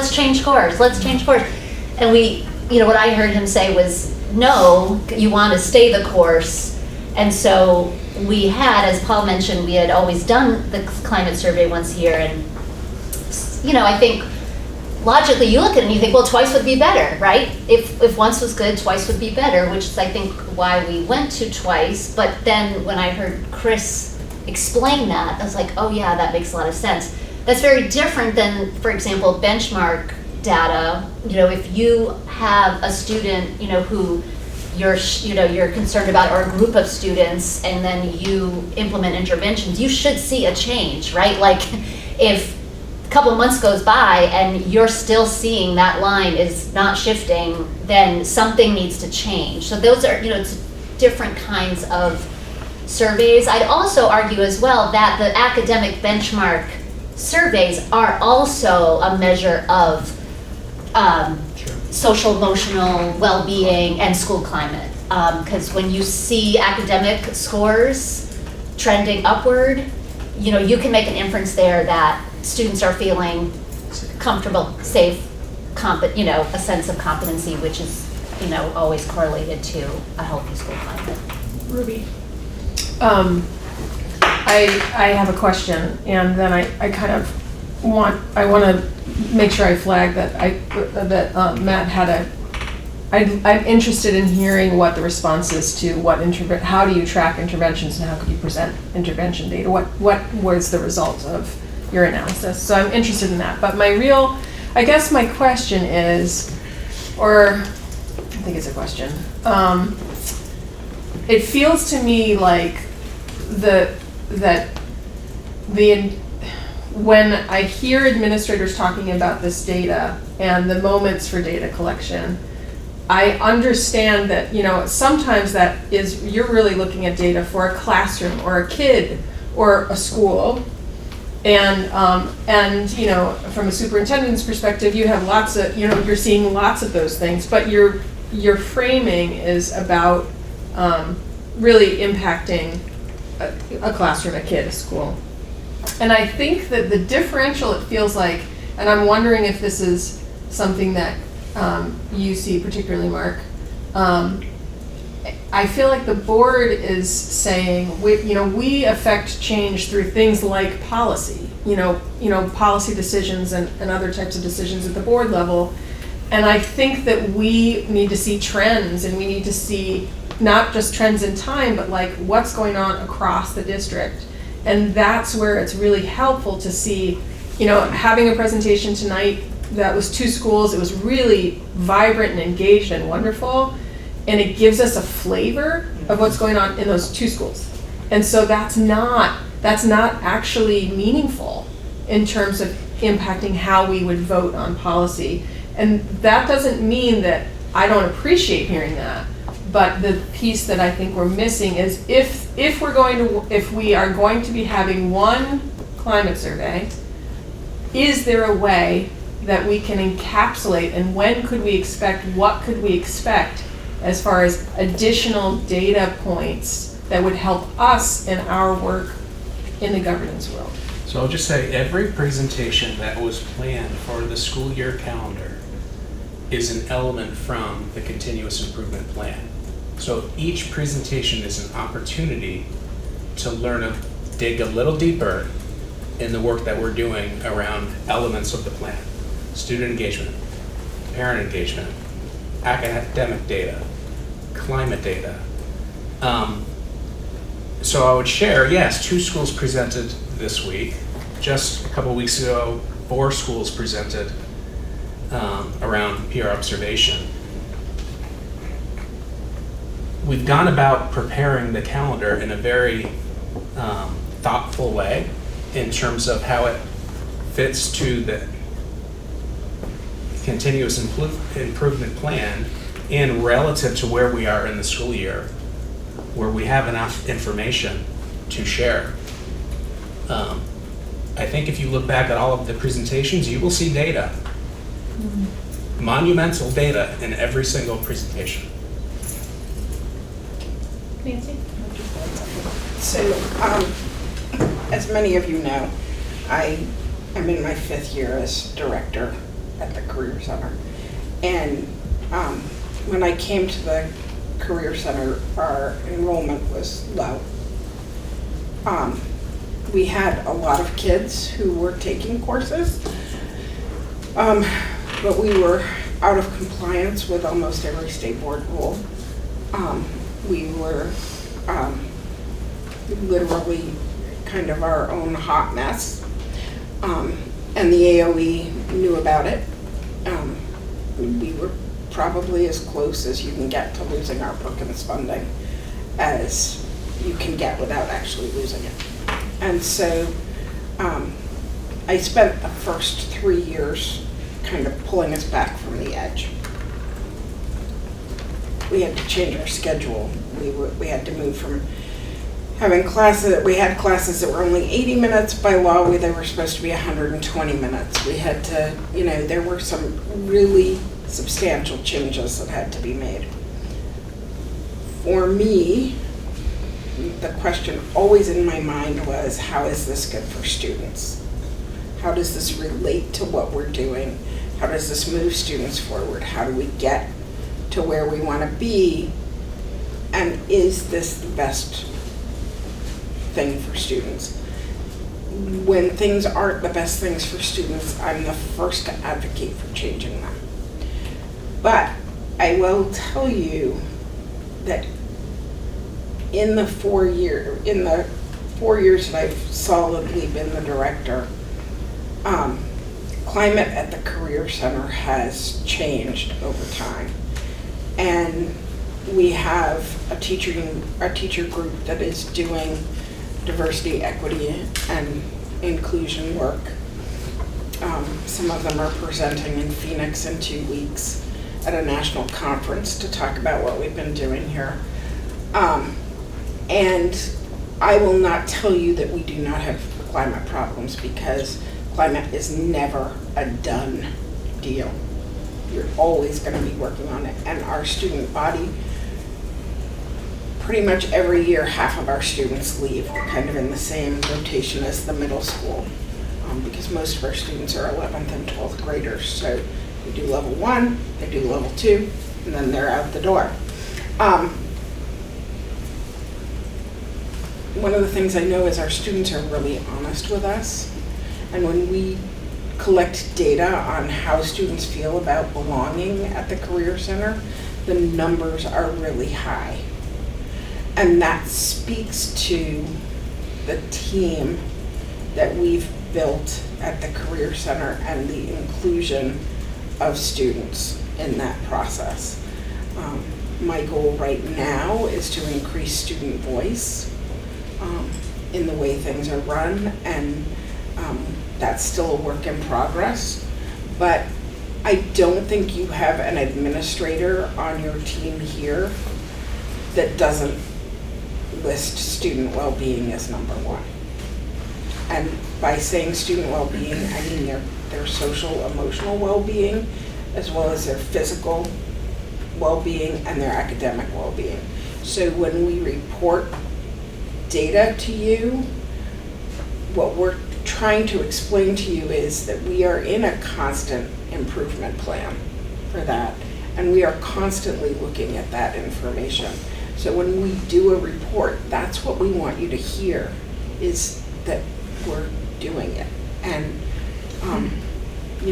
last year I turned in our data to Mark at the end of the school year as we went through my evaluation process.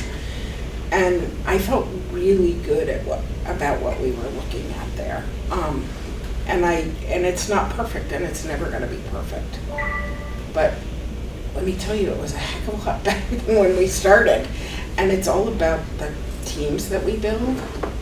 And I think when we sit at these meetings, and I'm going to say this because I really believe it and I feel it really strongly, I often sit here nights and feel like there are board members who think we are intentionally hiding things from you.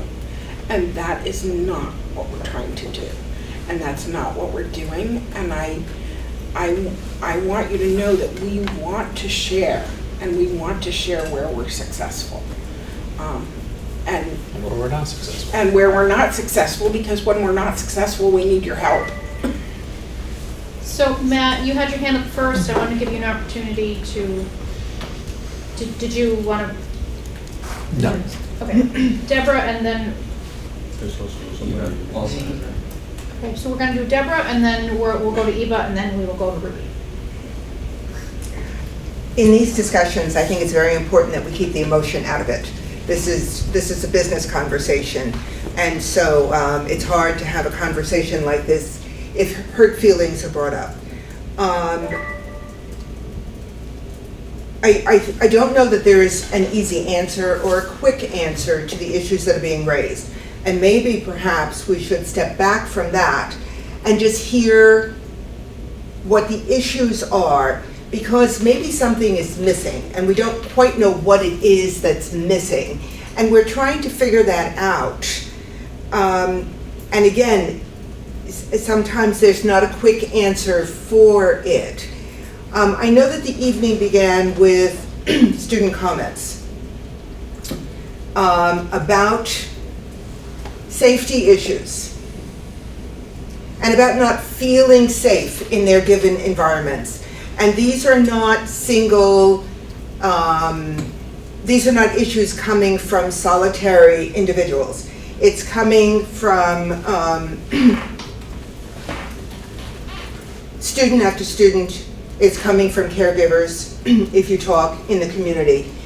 There is concern about harassment, about bullying, and those raise the ante in a conversation like this about what kind of environment exists. And I'm not saying the whole thing is a mess.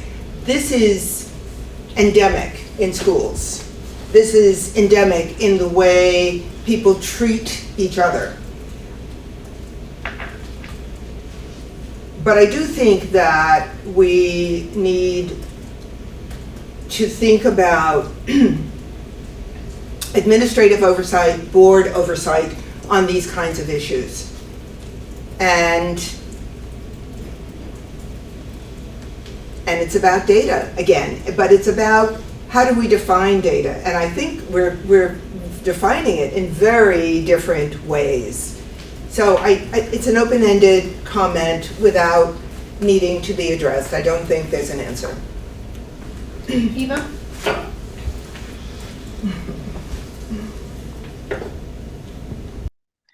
Hi. I thought, thank you, Ruby and Deborah. I think your words were beautifully put.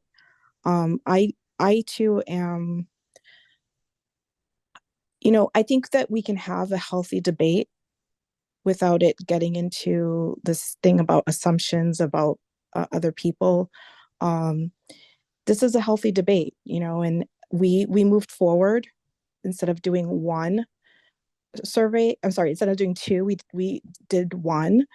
And now there's just a debate about, when the time is coming, when the time comes out, and how the data and how we have the conversations around the data.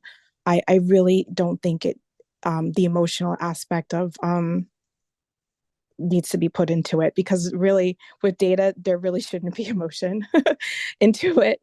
That's part of the thing, is like, you want to avoid as much emotion and as much as what your feelings are, and just look at the results. And I think what I'm missing from the conversation, since we're going down to one, is just how do we tell the story of the data that's being put? And I would like to, in the future, have a conversation, line by line, like, hey, what's going on here? Like, there's a dip here. What programs are you thinking about doing? And it's not, I'm just preparing myself for that future conversation with the administration. It's a friendly conversation. It's a healthy debate. And I think this is a normal process. So I'm just letting you know that I'm doing this in good faith, and I'm really excited for the work that I've done with social justice and the administration. We've worked really hard with the human resource department. That a lot of that wasn't done with a survey. That was just done communication. But this is just another conversation, and this is another part of the board. So thank you, everyone. Ruby and then Nancy. I think that I really appreciate Nancy's examples that you gave. That helps me to clarify my thinking around this, in part because I've been watching from before I was a board member these presentations. There's definitely data in them. There's totally data in them. They're really insightful in lots of ways. But I think what I'm seeing now that I'm sitting in this chair as a board member is that there's like aggregate data that would be helpful at certain moments, that the climate data that we've finally gotten like clarity around wanting that and getting it, that feels like in some ways, at least to my recollection, the only kind of non-siloed, non-themed data that we're getting. And I feel like that's what we as a board are starting to learn our competency, like we're getting more competent at what our work is. And so I think that what I would love to express is when we ask for data and we ask for something different than is being presented, it's not a judgment on the data, the things you're presenting. We know, like, we trust you. We think that's great what's going on, but we need something different to do what we believe we need to do in terms of our, you know what I mean? And so hearing Nancy's example was actually really helpful for me, because it reminded me that like each school is doing that. Each school has their perspectives, and each principal or leader of that school is actually doing that work of thinking strategically and thinking about interventions and all those things. It's so complex now. We have 10 different like functional things. That's hard. So how do we get from acknowledging the hard, doing the work that you're already doing, conveying it, and meet this request of the board? I think that's the question. It is identifying what is data.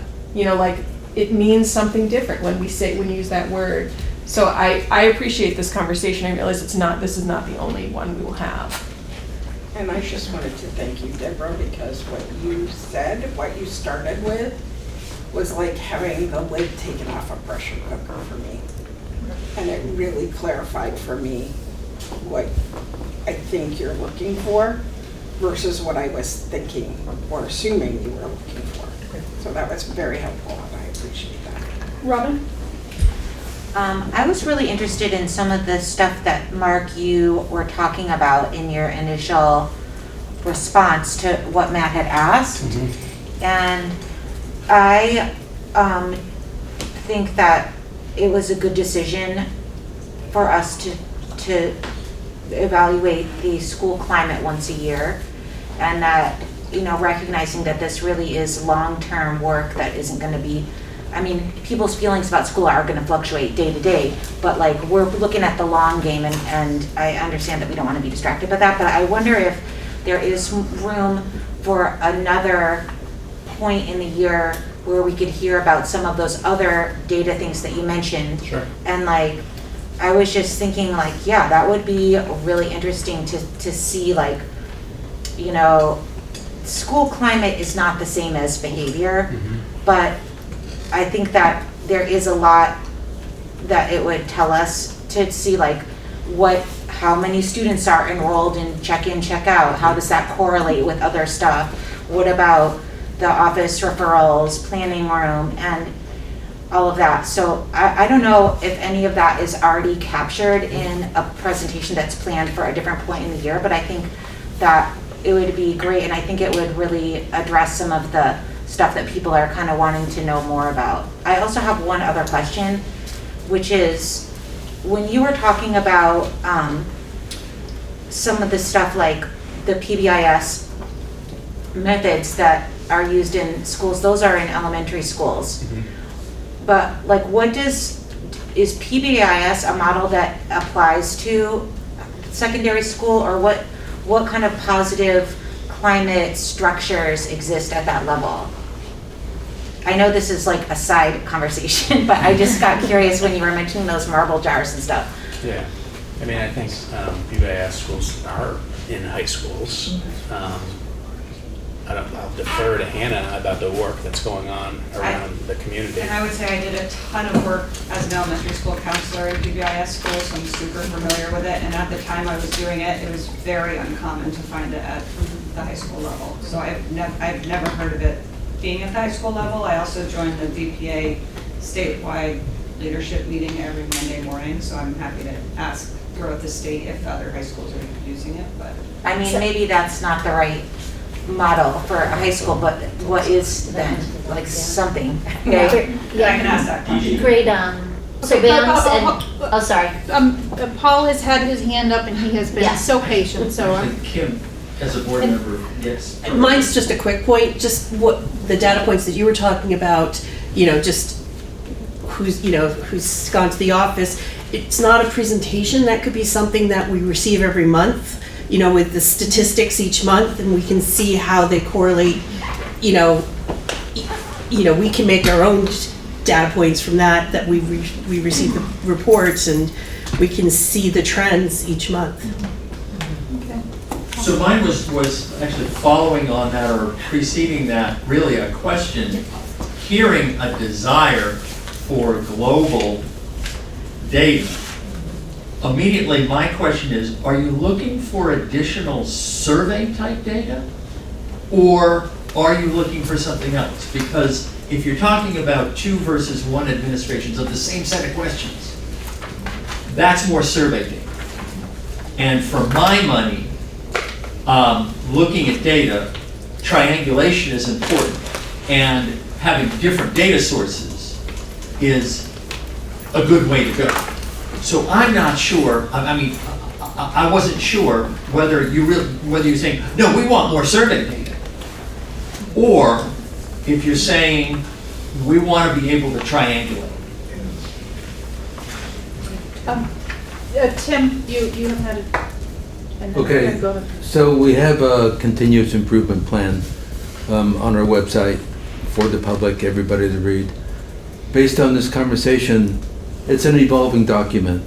So based on this evaluation, do you plan to change the goals of at least measuring climate, which right now has to increase the kindness item by 10% by June? Is that, based on the conversations we have, are you going to put better measurements that present more hard data, triangulation and such? Paul? If I may, I think we're talking about 2 different things. The process would be, we want to use climate survey data that we get from the mid-year administration and potentially other data, like suspension data, attendance data, YRBS data, and come up with a picture that says, okay, well, we were using the kindness indicator as a proxy for improving the climate. And that proxy indicator has increased some. And these other data, I'm just sort of spinning this out, these other data seem to indicate that, yeah, looks like we've made some incremental progress, but it doesn't feel sufficient. So we're going to keep that going. We've got, we've moved the dime a little bit, but we don't feel like we moved it enough, so we're going to keep that. Or we could say, yeah, we really kind of focused on that. That's improved, but this one over here feels like it might be a better indicator for us of improving the climate. Our goal is not to just move that one indicator. Our goal is to make a better climate. But if you say our goal is to make a better climate, and that's as far as you go, then you can, there's no measurement. There's no way to say whether you've succeeded or not. So we pick something that's a proxy, And we, on a yearly basis, look at it, say, you know, where's all the data coming in? Okay, let's sit down, let's look at it, let's judge, have we met, you know, have we achieved that goal? We want to move on to something else, or do we need to keep working? Thank you, Paul. So we're going to go to Matt, and then we're going to go to Eva, and then we are moving on because, as a wise person said, this is an evolving conversation. Yes. And I hope that everyone is taking this, you know, as a conversation that we are all trying to positively contribute to. And maybe there are some suggestions that we can work through going forward. So, Matt. Yeah, so I want to say I appreciate, Mark, your efforts. I believe and have full faith that the staff are working toward improving climate as a whole. And Paul, to sort of respond, I'm not necessarily recommending that we have any additional assessment measures, or and I recognize sort of my newness to this board and perhaps some ignorance on my part. Maybe it's just a wish to try to understand what the administration is looking at and if they're seeing progress. So it's more perhaps for my own knowledge than anything else. Mm-hmm. But I want to say I do have full faith that all the administration and leadership are working toward the betterment of the students. So I believe that to be true. Eva? I'm clapping my hands right now because what Paul Smith just did was brilliant. That's exactly what I'm looking for, is the conversation. I'm missing that connection when we're having all the presentations and you're showing the data. I'm looking for the way that you just described that was perfect. And I think when you present it where you're presenting the questions and you're like, well, this, maybe we do this, or maybe this could move. It's not me directing it as a board member. It's you guys presenting, but just giving us like a little bit more information.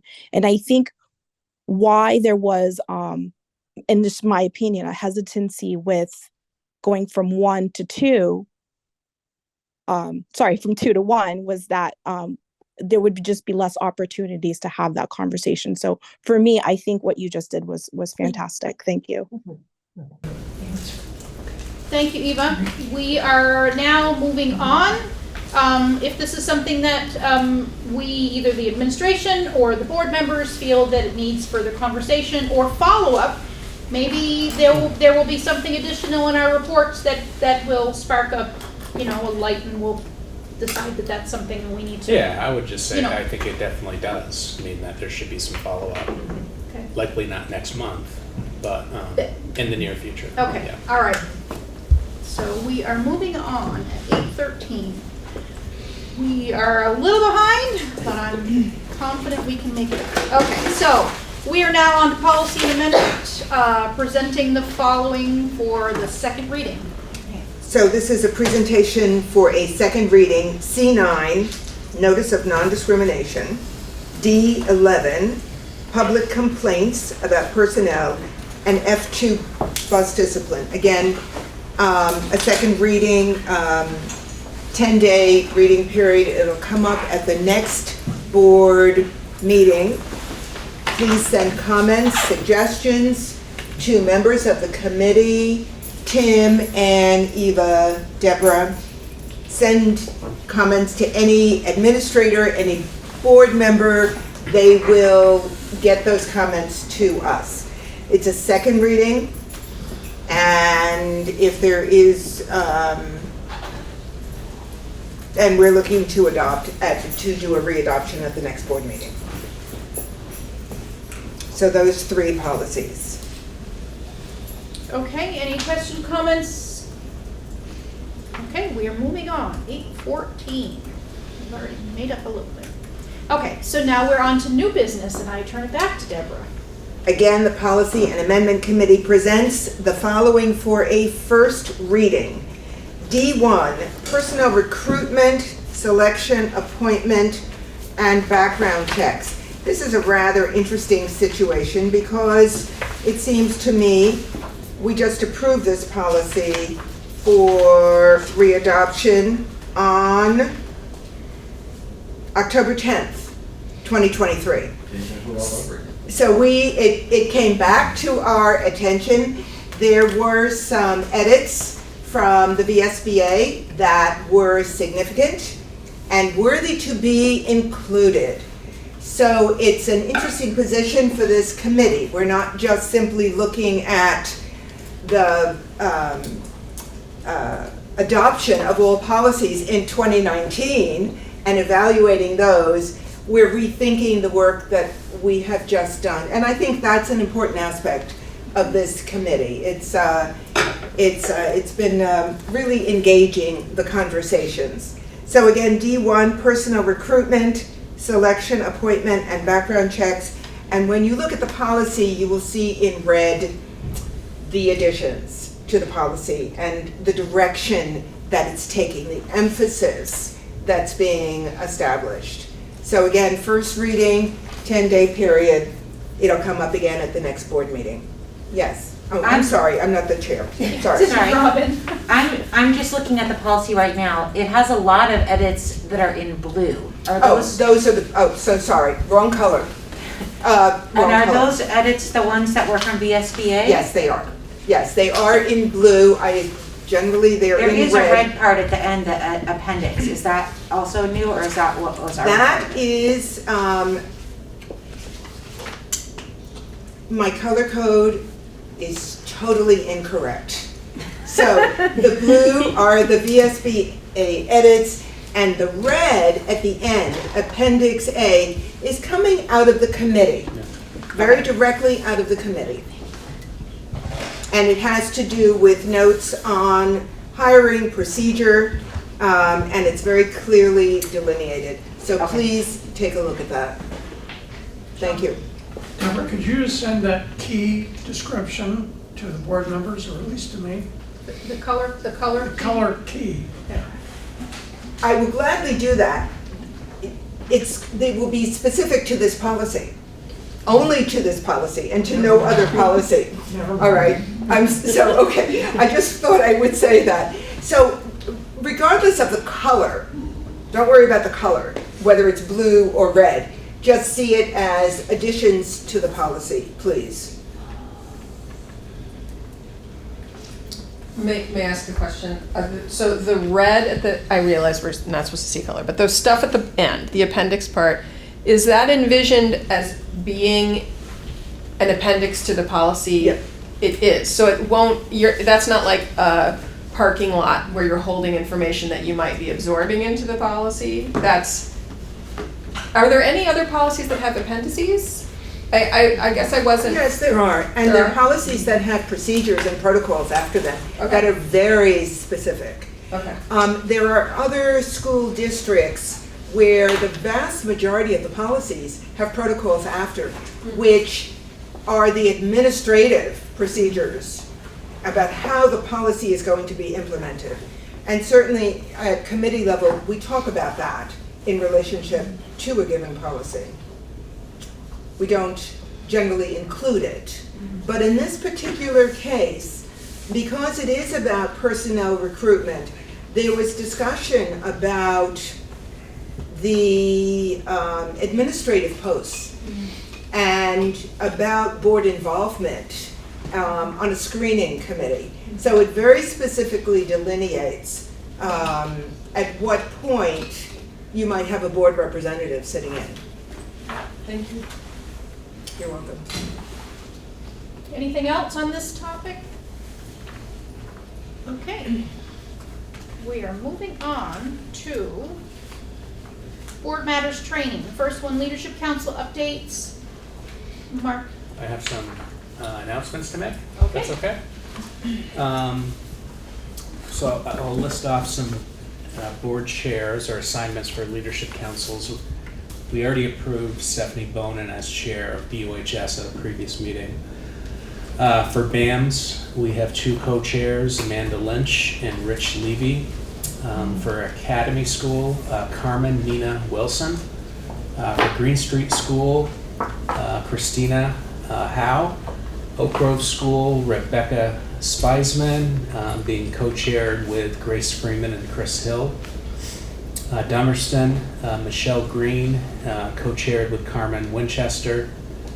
Guilford as a temporary chair, Sarah Rosso. And then for Putney, Carolyn Oliver as the chair and Liz Adams as the co-chair. And then in addition to that, I have some new membership specifically to Putney Central. Emily Bristol as the clerk. And then the other members of the LC, Ruby McAdoo, Shannon Cheney, April Brown, John Sessions, and Nancy Gagnon. Question? Do you have a new date for the orientation for LC chairs? Tomorrow night at 6 o'clock. Great. And then we're going to do another one on November 29th for a smaller group that couldn't make tomorrow night. Okay, great. So is there a motion to approve the individuals listed by Mark Spino? So moved. Thank you very much, Sean. Is there any discussion? All those in favor of approving the individuals for the leadership councils as read out by Mark Spino, please indicate by saying aye. Aye. Any opposed or abstentions? Okay, and Mark, I assume that you can send those or have Mo send those to Robin? Yes, I'll do that. Thank you. I always say I'm going to do that, then I never do. I will send you an email right now requesting it, and then you can just reply. Okay, so now we're on. Leadership Council. Oh, yes, I'm sorry. So this is from the Dummerston School, and I'm going to be very careful not to put my own spin on it. So I'm going to read it. Our school has been experiencing an ongoing shortage of staff substitutes to fill positions during the school day. Since our last LC meeting, which I think was this would be before November 2nd, Dummerston School has not operated a single day at full capacity. This places an undue burden on the remaining staff present, causing staff to take on roles that go beyond their duties and preventing them from fulfilling their primary responsibilities. And I'm skipping. The LC recognizes that this is not sustainable and has the potential to impact the school community in a myriad of ways. We believe this is a systems issue that goes beyond the scope of this school, particularly when the school is working short-staffed on a daily basis. So, just sharing that. Yeah, and as a response, I would just say I think that's that you could apply that statement to most of our schools. You can apply it nationwide. And it's Yes. there's no easy answers. Yes. But we are going to start up another marketing campaign around trying to attract more substitute candidates. So in terms of the Dummerston conversation, that was clearly expressed, that this is not unique to Dummerston, but systemic. And, but nevertheless. It's an issue. Nevertheless. Any other leadership council? I do have one. The Academy Leadership Council met, and one of the things that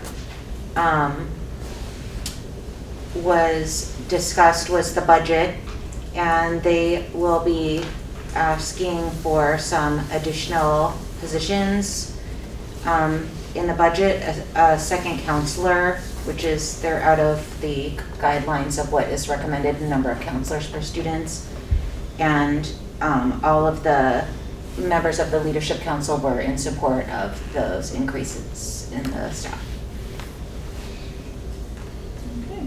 And BUHS,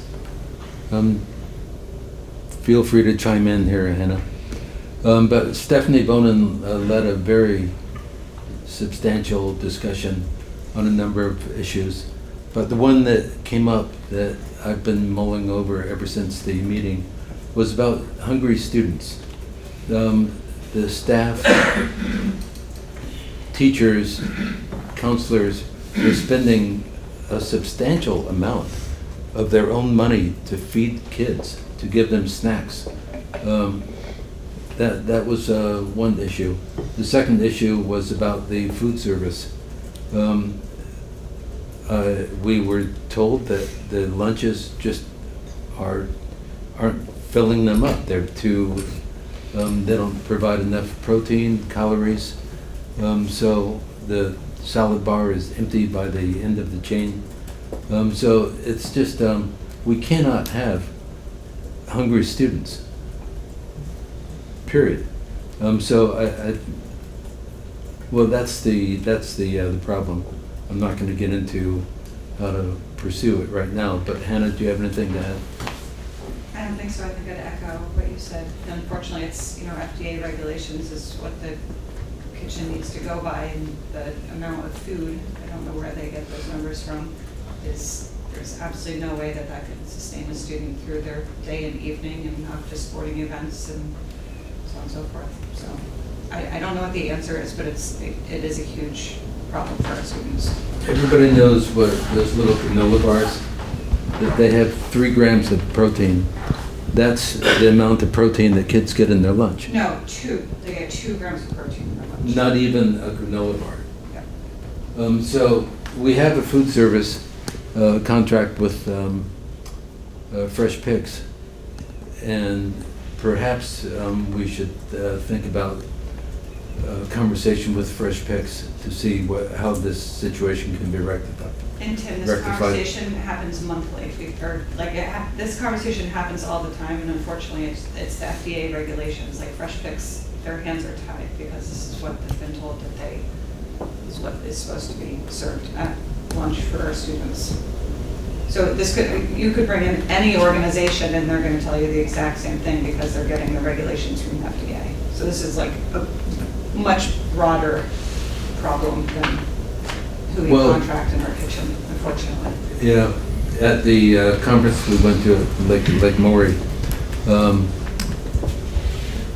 Eva spoke to a representative from Winooski schools that have an open pantry, fully stocked. So students, people in the community can come to the school and help themselves to food from the pantry, as well as clothing too. That was their solution.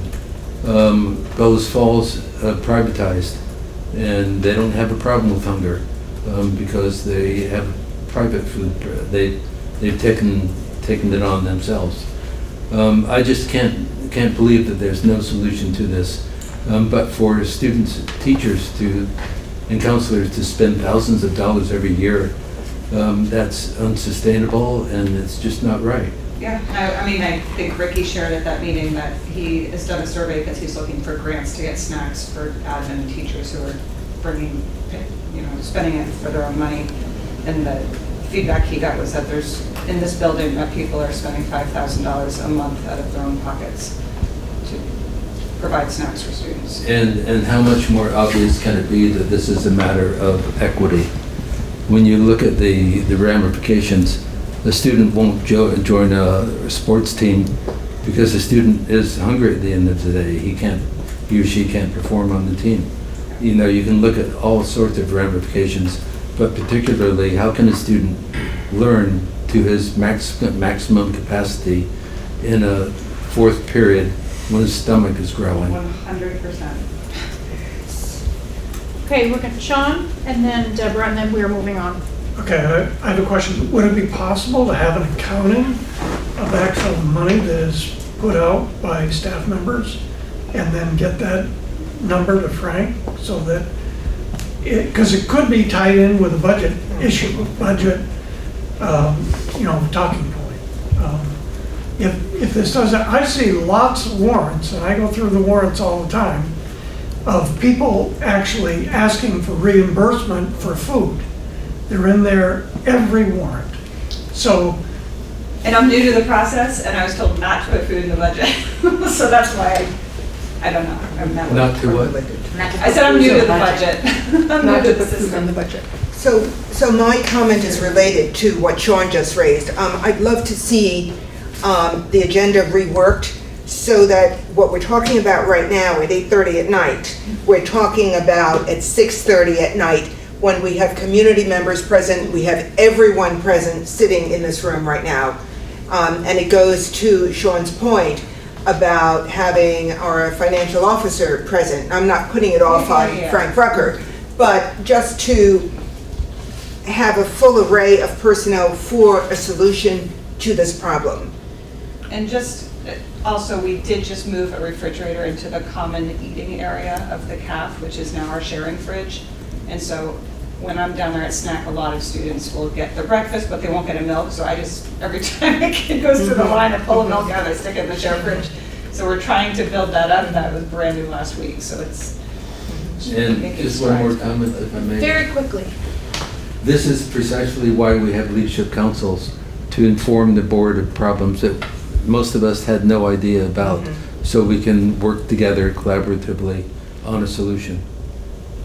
I just want to say one thing about the agenda comment, Deborah, and I think that this is actually the perfect way for this process to be moving, which is ideas get brought up that aren't on the agenda in the Leadership Council updates, and then on the next meeting, that can be a subject for discussion. So like moving those things that we hear about during these moments to being a agenda item on the next one. Thank you, Robin. I was going to ask Mark if he would, you know, maybe if you have some additional information that you may have by the next meeting.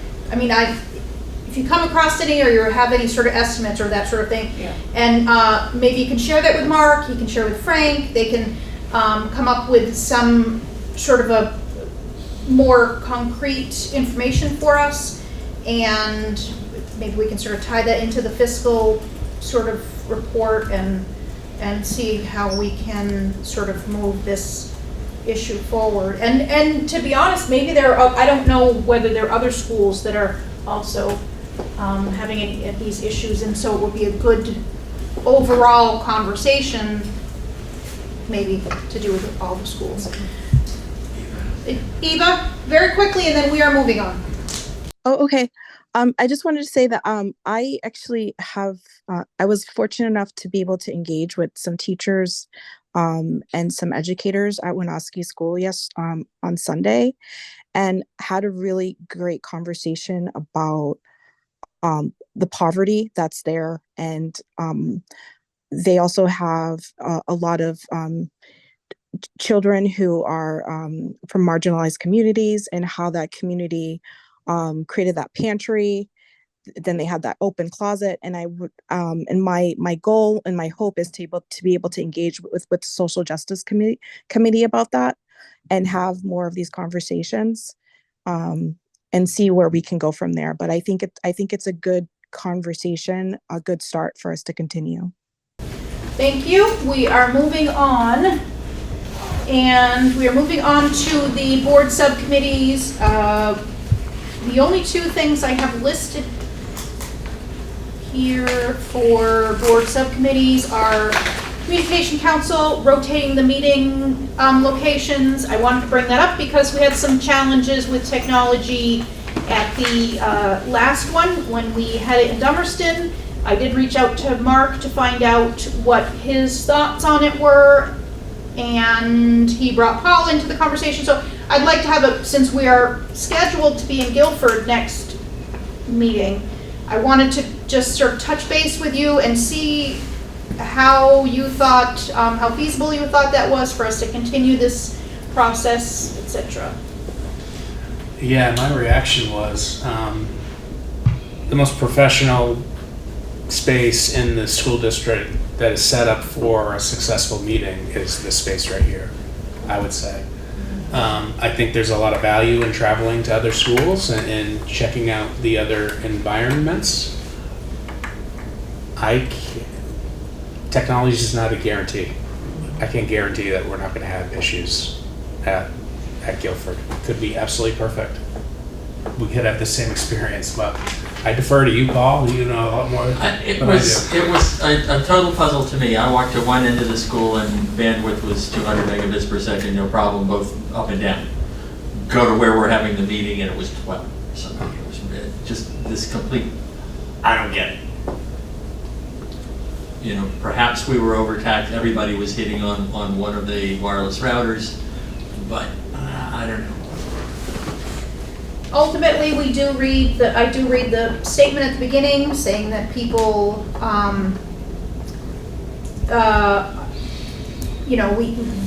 can't guarantee the technology. I did confirm with BCTV when we left the public part of the meeting that they had it all recorded, so it was all going to be made available to the public.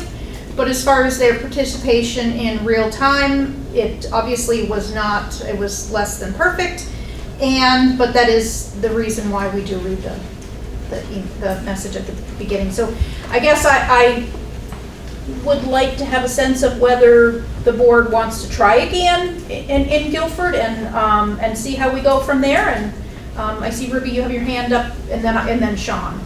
I just wanted two things. I want to clarify, this actually isn't a communications council committee point. It's a policy, programmatic and performance equity committee.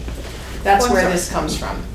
And in that vein, and this is my comment, the conversations we had in that committee and the reason that we brought forward the proposal stemmed from what I think we were seeing and hearing from different constituents and people around a need for, whether it's perception or real, that this board understands and knows our district and our schools. And if I've never been into Green Street School, but we're talking about Green Street School, that's a problem. And so I would really recommend that we not take the first one and scrap the whole scene. I'd like to actually stick with this for the whole schedule. Not talk about jumping ship every time there's a little hiccup. Stick with it. It will be hard, it will be tough. It also might be great and wonderful and awesome. You might learn something about Dummerston and infrastructurally that they need to improve. That's great, So I mentioned this to Julianne at the meeting because she was like wringing her hands and feeling so bad about it. It's okay. These are the bumps that we go through with this technology thing. I think that the thing you read at the beginning is great. It frames things. I think I will try to definitely prioritize being in person at the roaming meetings, because that is the only way that you can ensure that you have participation, and that's just a reality. Okay. Sean, and then Anne. I'll make mine very, very brief. It's actually 2 times at Dummerston that it was a total failure. First time I was actually in attendance, and that worked. This last time I wasn't able to attend, and I did it through Zoom, and it was so frustrating I just gave up. So, let's not call it a total failure. We did learn some things about it. It was, from my perspective, is what I meant. I'm sorry. Okay. I'm totally from my perspective. Okay. And then, in addition to that, never mind. No, go ahead. No. Lost my train of thought. Well, grab it back and let us know when you've gotten it back. Ann? I am unwilling to give up my attendance at 50% of meetings because I have to manage tech like that. So if it's going to be a problem, somebody else is going to have to manage it, because I am not able to be a board member and a Zoom meister if I'm going to get kicked off of Zoom off the internet every 3 minutes. Yeah. That makes sense. Okay. I remember what I was going to say. All right. Historically, we used to go to every outlying district, outlying school, not district. But once the hybrid meetings came into, something that's done on every time, then it really presents problems. So every time it's just presented problems. So, whatever. And Robin? Yeah, I think that the reason why people are feeling concerned about the Zoom difficulties that might occur when we're out of this room is that we want to create access to the meetings for as great a number of people as possible. But I just want to point out that providing Zoom access isn't providing the access that helps every person attend. So for some people, having the meeting be close to their house where they have terrible internet service is going to be much more accessible for them to attend a meeting than one that is far away but has internet which they don't really feel able to access. So I think that it makes sense to provide different ways of accessing different meetings, and as board members, you know, we really are charged with attending the meetings, and I feel like for us to have to schlep to all of the different towns rather than sticking on Zoom is like a sacrifice that we might have to make if that makes it more accessible for different people to be able to attend different meetings. But I do think that there's a lot of value in setting foot in 10 different schools. And I know that, like, for me, I have kids in 3 of these schools, so I do set foot in those ones, but I don't go to any of the other ones unless they're like, you know, having a special music day that the principal invites us to or something like that, where I don't have the opportunity that I've visited most of these schools. And so I really value the chance to go in the building even if nobody's there. I mean, except for the other people at the meeting. Deborah. I'm concerned about the lack of community engagement. If we don't have internet capability, if we don't have Zoom capability. There were no community members present at the last board meeting. It was sparsely attended by administrators, sparsely attended online because of the sheer frustration of it, as well as the stop and start of the meeting as it was ongoing. The suggestion that certain parts of the meeting be delayed until maybe we were up and running. And as I looked at the agenda, I thought, well, we could delay the whole thing because every piece of the agenda is important for community engagement. I'm also concerned that when you have a 6 o'clock meeting, we're really not seeing the school community. That is not, some of us, because of our lifestyle, we have greater access to actually being on site during the day when students are present. That's how you get to see and feel the energy of a school. Otherwise, we're going to a given room, and that's it at 6 o'clock at night. So we can continue to try this. It is exceedingly frustrating.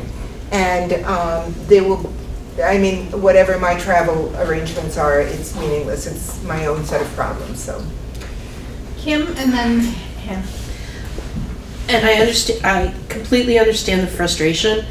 I mean, we moved to hybrid because of COVID, but that does not, you know, we welcome people to come to the meetings anyway. And if we're remote, then maybe it gets more people to come into the school and attend the meetings in person. You know, I don't think we should go away from this model that we're trying to do, because it is important to be in every single school as much as possible. And if this is the only way some people can get there, yes, it's one room, but we're still physically in that school and we're showing that we're supporting this school, and the constituents, you know, the public sees that we're there, and I think it does make a difference. So my first concern is that our student reps would definitely not be able to be present at a meeting anywhere other than this room. They've had that conversation with me many times, and they have, Jaden today said, like, if it's not there, I'm not going because I can't get online and that, like, whatever. So just if you want your students reps available at the meetings, I think it's going to be very challenging for them to move around. I personally am like swamped busy in my head, and keeping track of where the meeting is each month is challenging enough as somebody who knows that it's happening at different locations. But if you're someone who like has a topic that you know is on the agenda and you're just going because you know it's always here and you show up here and nobody's here, that could be frustrating for people in the community.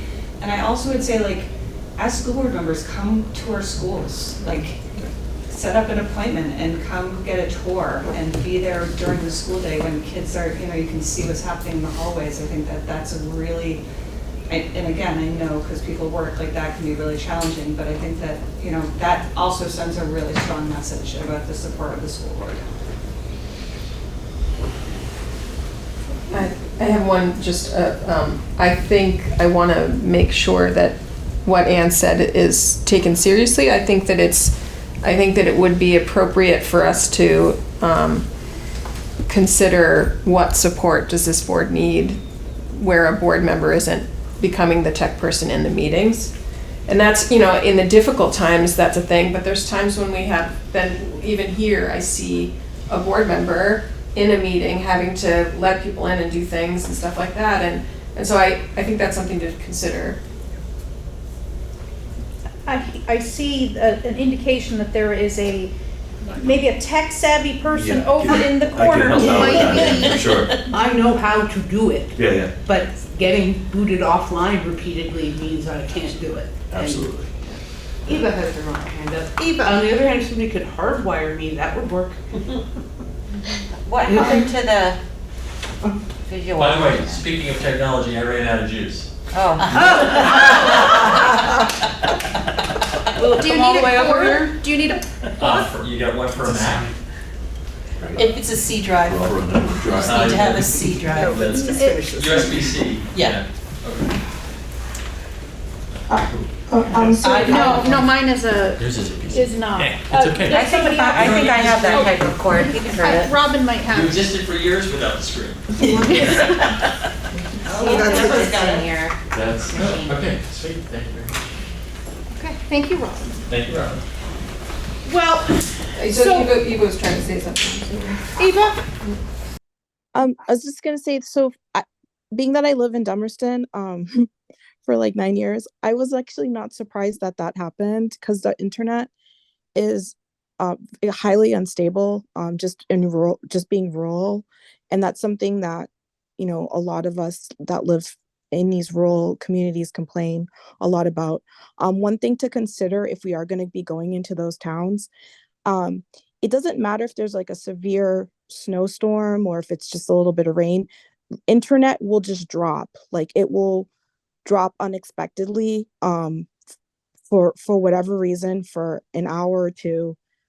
So I usually fluctuate between internet and then cell phone data. I do that. So I'd like to say that it would get better, but just my history here, I don't think it's something that you can fix with tech. So that's just my input.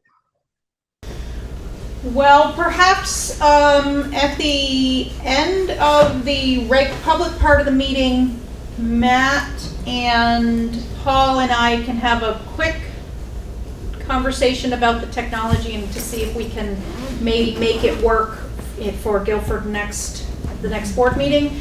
As far as Hannah, you mentioned something about people knowing. I'm wondering if the communication council can, on the times when we are going to be in another school, if there can be an extra.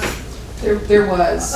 Robin I did post on Facebook and I was like, this meeting is in Dummerston at the top, but I don't know about other ways that people find out about the meeting if it was as a parent in those.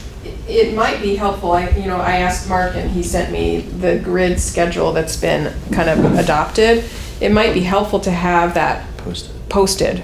I mean, because that, we decided to do that for the year, not give it a try and then give up. Like, unless we completely abandon ship, that's our plan. So it might be good to post that so it's accessible somewhere on the internet. So is that possible, Paul, to post that on the website? Okay. Yeah. I was just gonna say, Robin, can you email me the link for the Facebook page? Yes. So that I can share with families? Yep.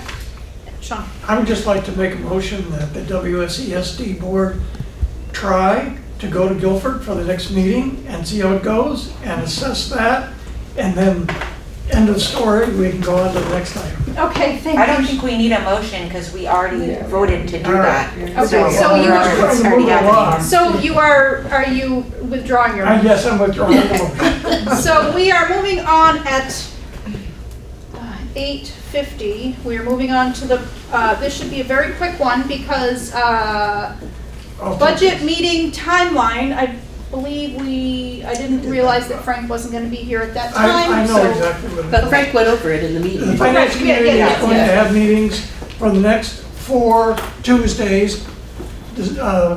November 21st, elementary, November 28th, secondary, December 5th, revenue, December 19th, first draft, and December 15th, state report will be available, so we can do a final draft. So Okay.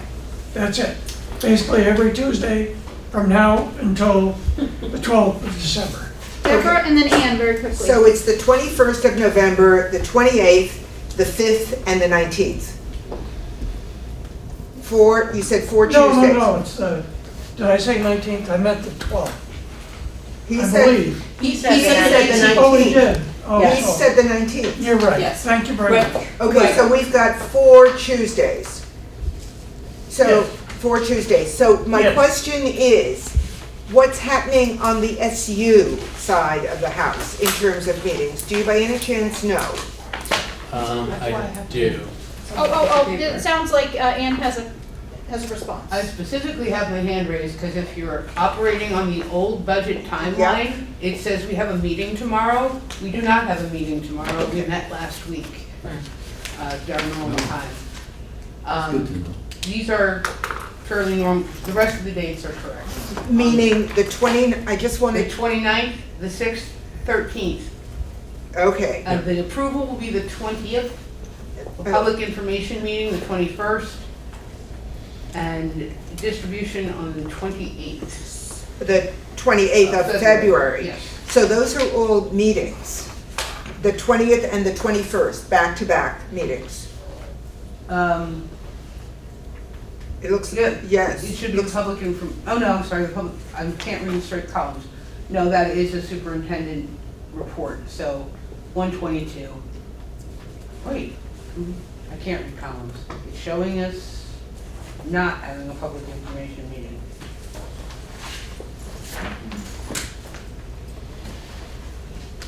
Okay. Okay, well, we approve it on the 20th. Okay. Okay, all Okay. set? Okay. Everybody all set? Did anybody have any other questions, comments, concerns? Okay, we are moving on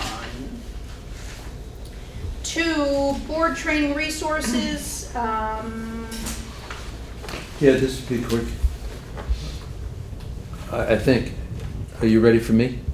Yes, this was something, yes. Okay.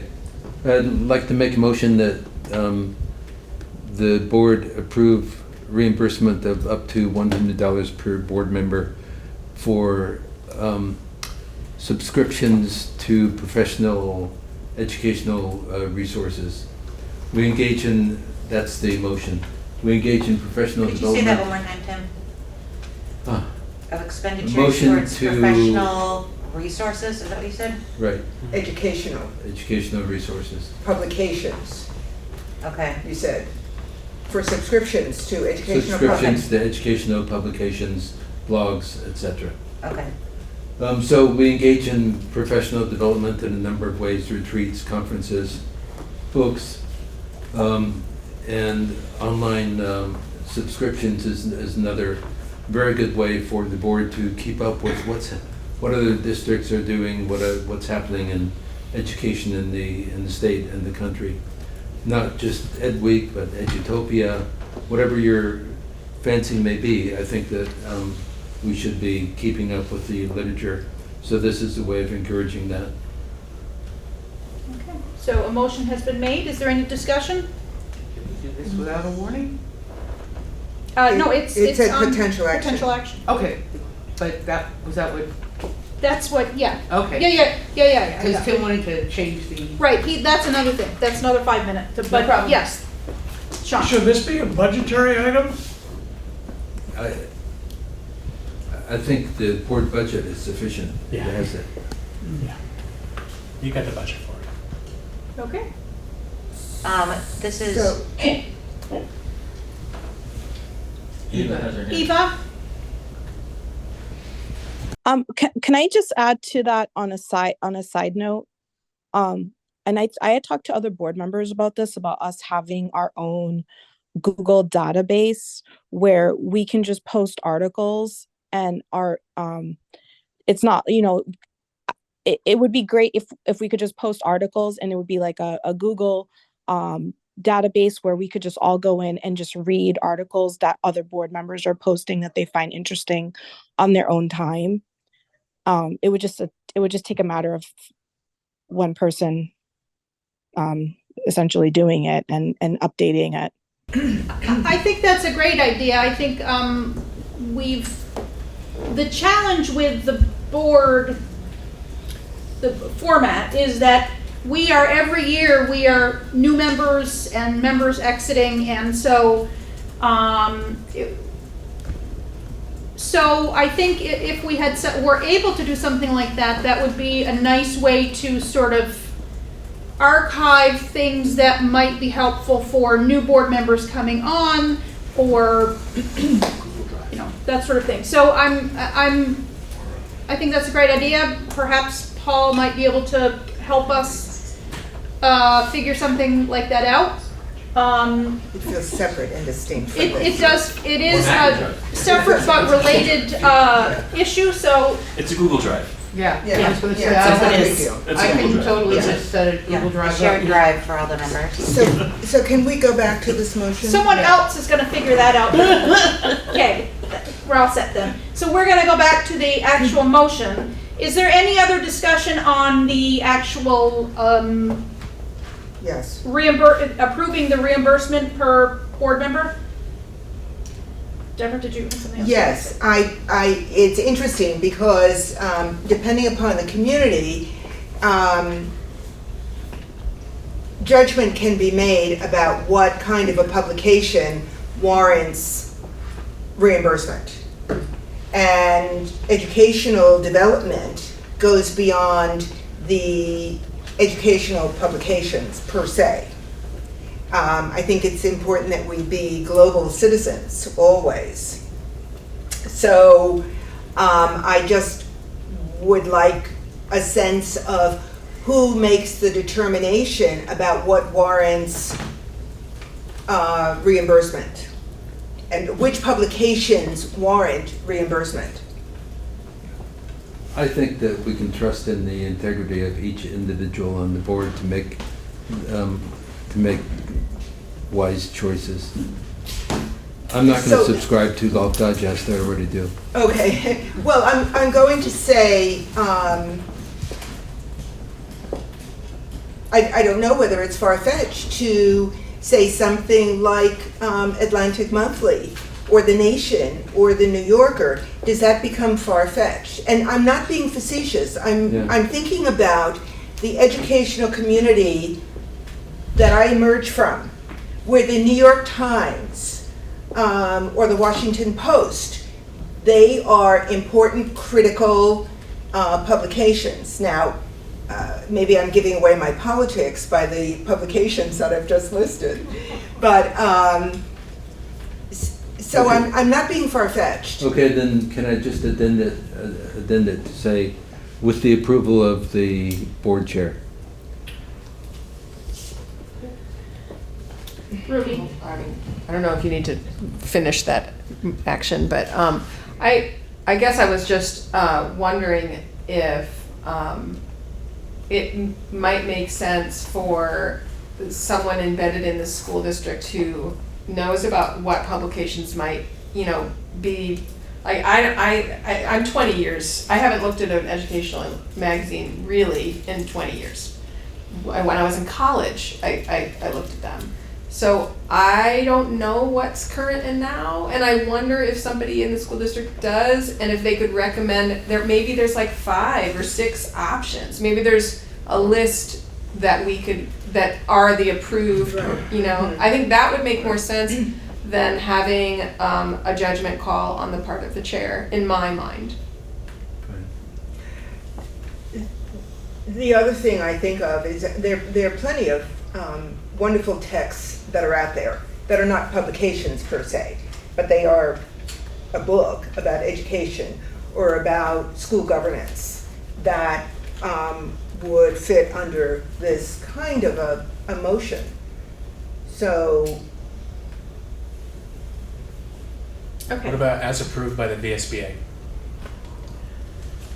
Well, how about we address the motion and pending suggestions from the administration on some educational resources that they have that they might find useful, or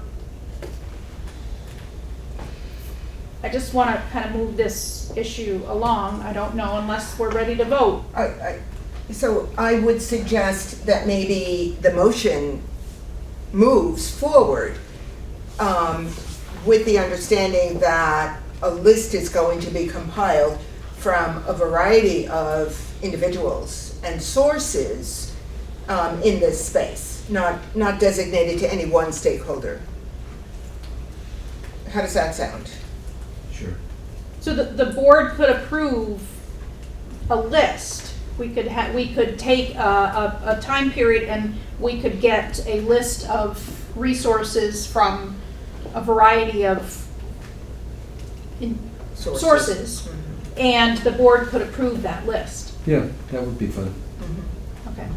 So,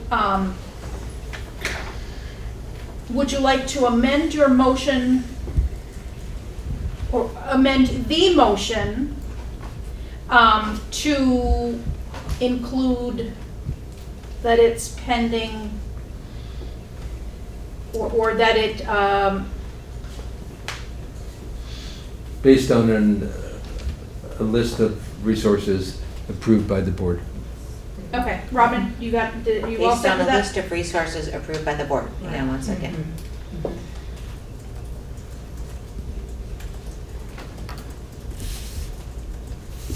Motion that the board approve up to $100 per board member of expenditures to subscriptions, to educational publications, blogs, etc., based on a list of resources approved by the board. Any further discussion? There's no Very quickly. timeline, should there be a Let's say- timeline of that $100? Yeah, Oh, is that like per per year, year? is that per term, is that, what is that for? And Per year. I would think it would have to be per year. Over a term of 3 years, it's meaningless money. Yeah. These subscriptions are, So Okay, $100 per year per board member. Right. Okay. Okay. Are we, all those in favor of the motion? discussion. Is there any further discussion? Seeing none, I am moving along to, are there, all those in favor of the motion, please signify by saying aye. Aye. Any opposed or abstentions? Wonderful. We are now moving on to Tim. Okay. All of us received email with the Vermont Digger article entitled Vermont Students and Advocates for Racial Justice Announce Let Me Be Great campaign. This campaign involves visits to schools and presentations of race survey results to school boards. The campaign believes that students need to lead this charge. To better understand anti-racism among the board members ourselves, and to gain a better understanding of the BIPOC experience in Vermont schools, I suggest that we invite members of this campaign to a board meeting to discuss their survey findings. Okay. So. It's not a motion, it's just a discussion. Okay. Sean? I didn't receive the email because I think it originated with David, but Ruby sent it to me, so I was able to be privy to it only because of Ruby's eyes. Oh, that's an unfortunate oversight. Well, no, It's an arrangement that I have taken upon myself after discussion amongst various parties, and I am fine with continuing that. I'm glad to forward things to Sean. Thank you, Ruby. Keep me in the loop. Oh, God. Okay. I read that article. I think that the initiative that's happening statewide is exciting. I think that the idea that they are actually visiting various schools this is a moment when we can step forward and invite them here. I think this is a great idea. I think it's a non-starter, and we should just raise any objections, but otherwise move quickly forward in implementing. Okay. I would be glad to follow up with the group if you want. Okay. Well, we. I only have one more. Sure. Tim had mentioned that it would be in a public board session, but he also mentioned it would be an examination of racism among board members or racist feelings. Did I hear that correctly?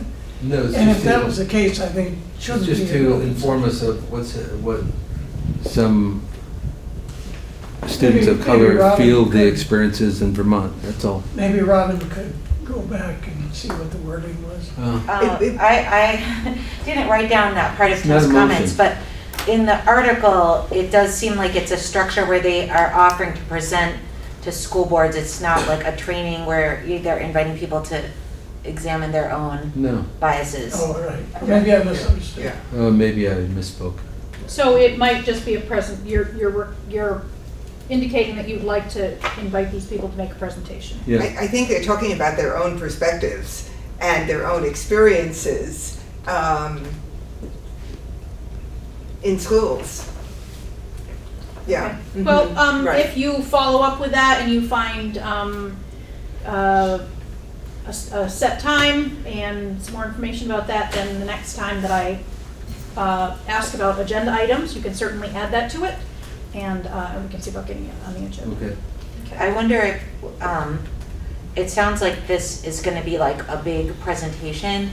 So I wonder if it might make sense to, before you're reaching out to them, determine like where would this fit in our schedule so that we can know, like, find out if, do you have availability on these timelines, like, because we do have a lot of it planned already. Deborah.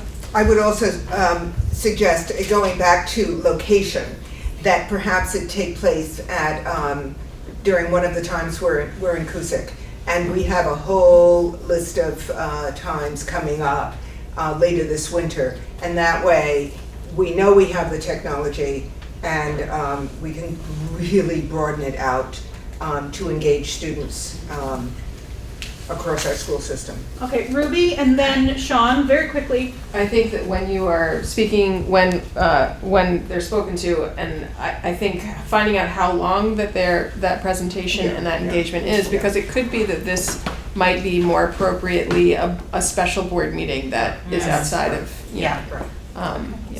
regular board business. Yeah, my thought follows on what Ruby just said. Does it have to be a board meeting, or could it be a forum for the public? We could do it in the multi-purpose room or something like that, or even the auditorium if it looks like there was a lot of interest in the community at large. Okay, all right, well, we'll follow up with that instead of either an email or future board meeting agenda. So now we are moving on to the VSBA annual meeting. Mark did mention that we had gone. There were 5 board members that went, and I did send around a summary. Thank you for the people contributing to the summary, and so I don't know if anyone has any questions or thoughts or anything you would like to ask now, or you can certainly follow up by email if you wish. So I just want to say again that if you go to the VSBA's website, and I can't remember exactly what the bar was across the top, but you can go to the annual conference, and there are links to the workshops as well as to the keynote speaker on the second day, not the keynote speaker on the first day. but it's well worth taking a look at. And again, you might need a password to access it.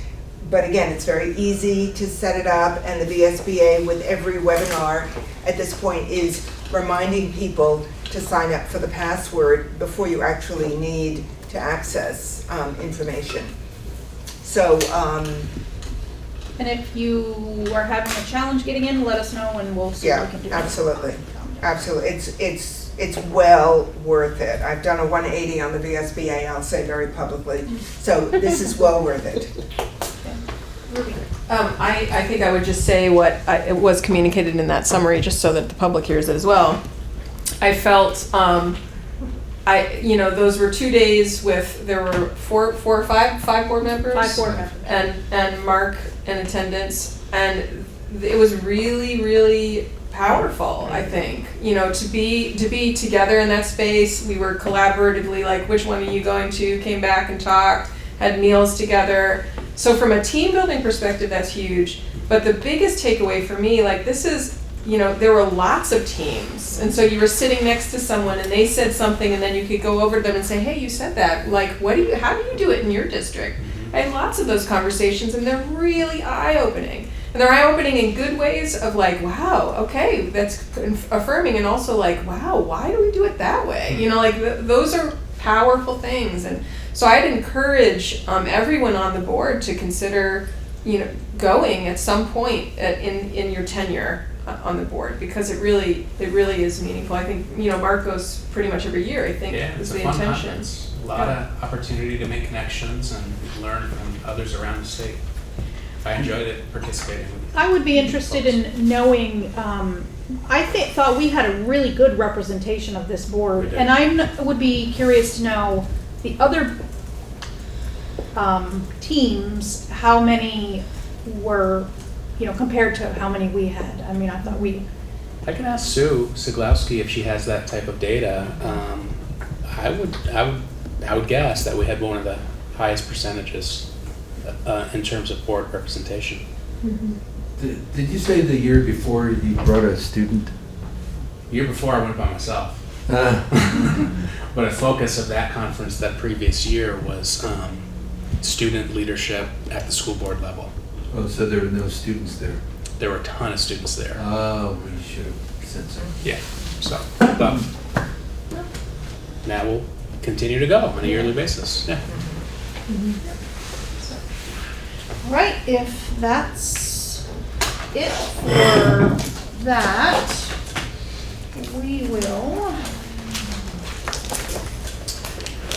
I will ask for a motion to find that premature general public knowledge would clearly place the public body or person involved at a substantial disadvantage, with the understanding that I will be asking for a motion to go into executive session under 1 VSA 313(1)E pending or probable civil litigation or prosecution to which the public body is or may be a party. So moved. Thank you, Deborah. And all those in favor of that finding, please signify by saying aye. Aye. Sean got a jump on us all. Thank you, Sean. Okay, so is there a motion to go into executive session under 1 VSA 313(1)E pending or probable civil litigation or prosecution to which the public body is or may be a party, and inviting in Mark Spino? So moved. Thank you, Sean. All those in favor of going into executive session as indicated, please signify by saying aye. Aye. Any opposed or abstentions? Okay, we are in executive session. Will there be action? Oh, there will be no action. 9:14.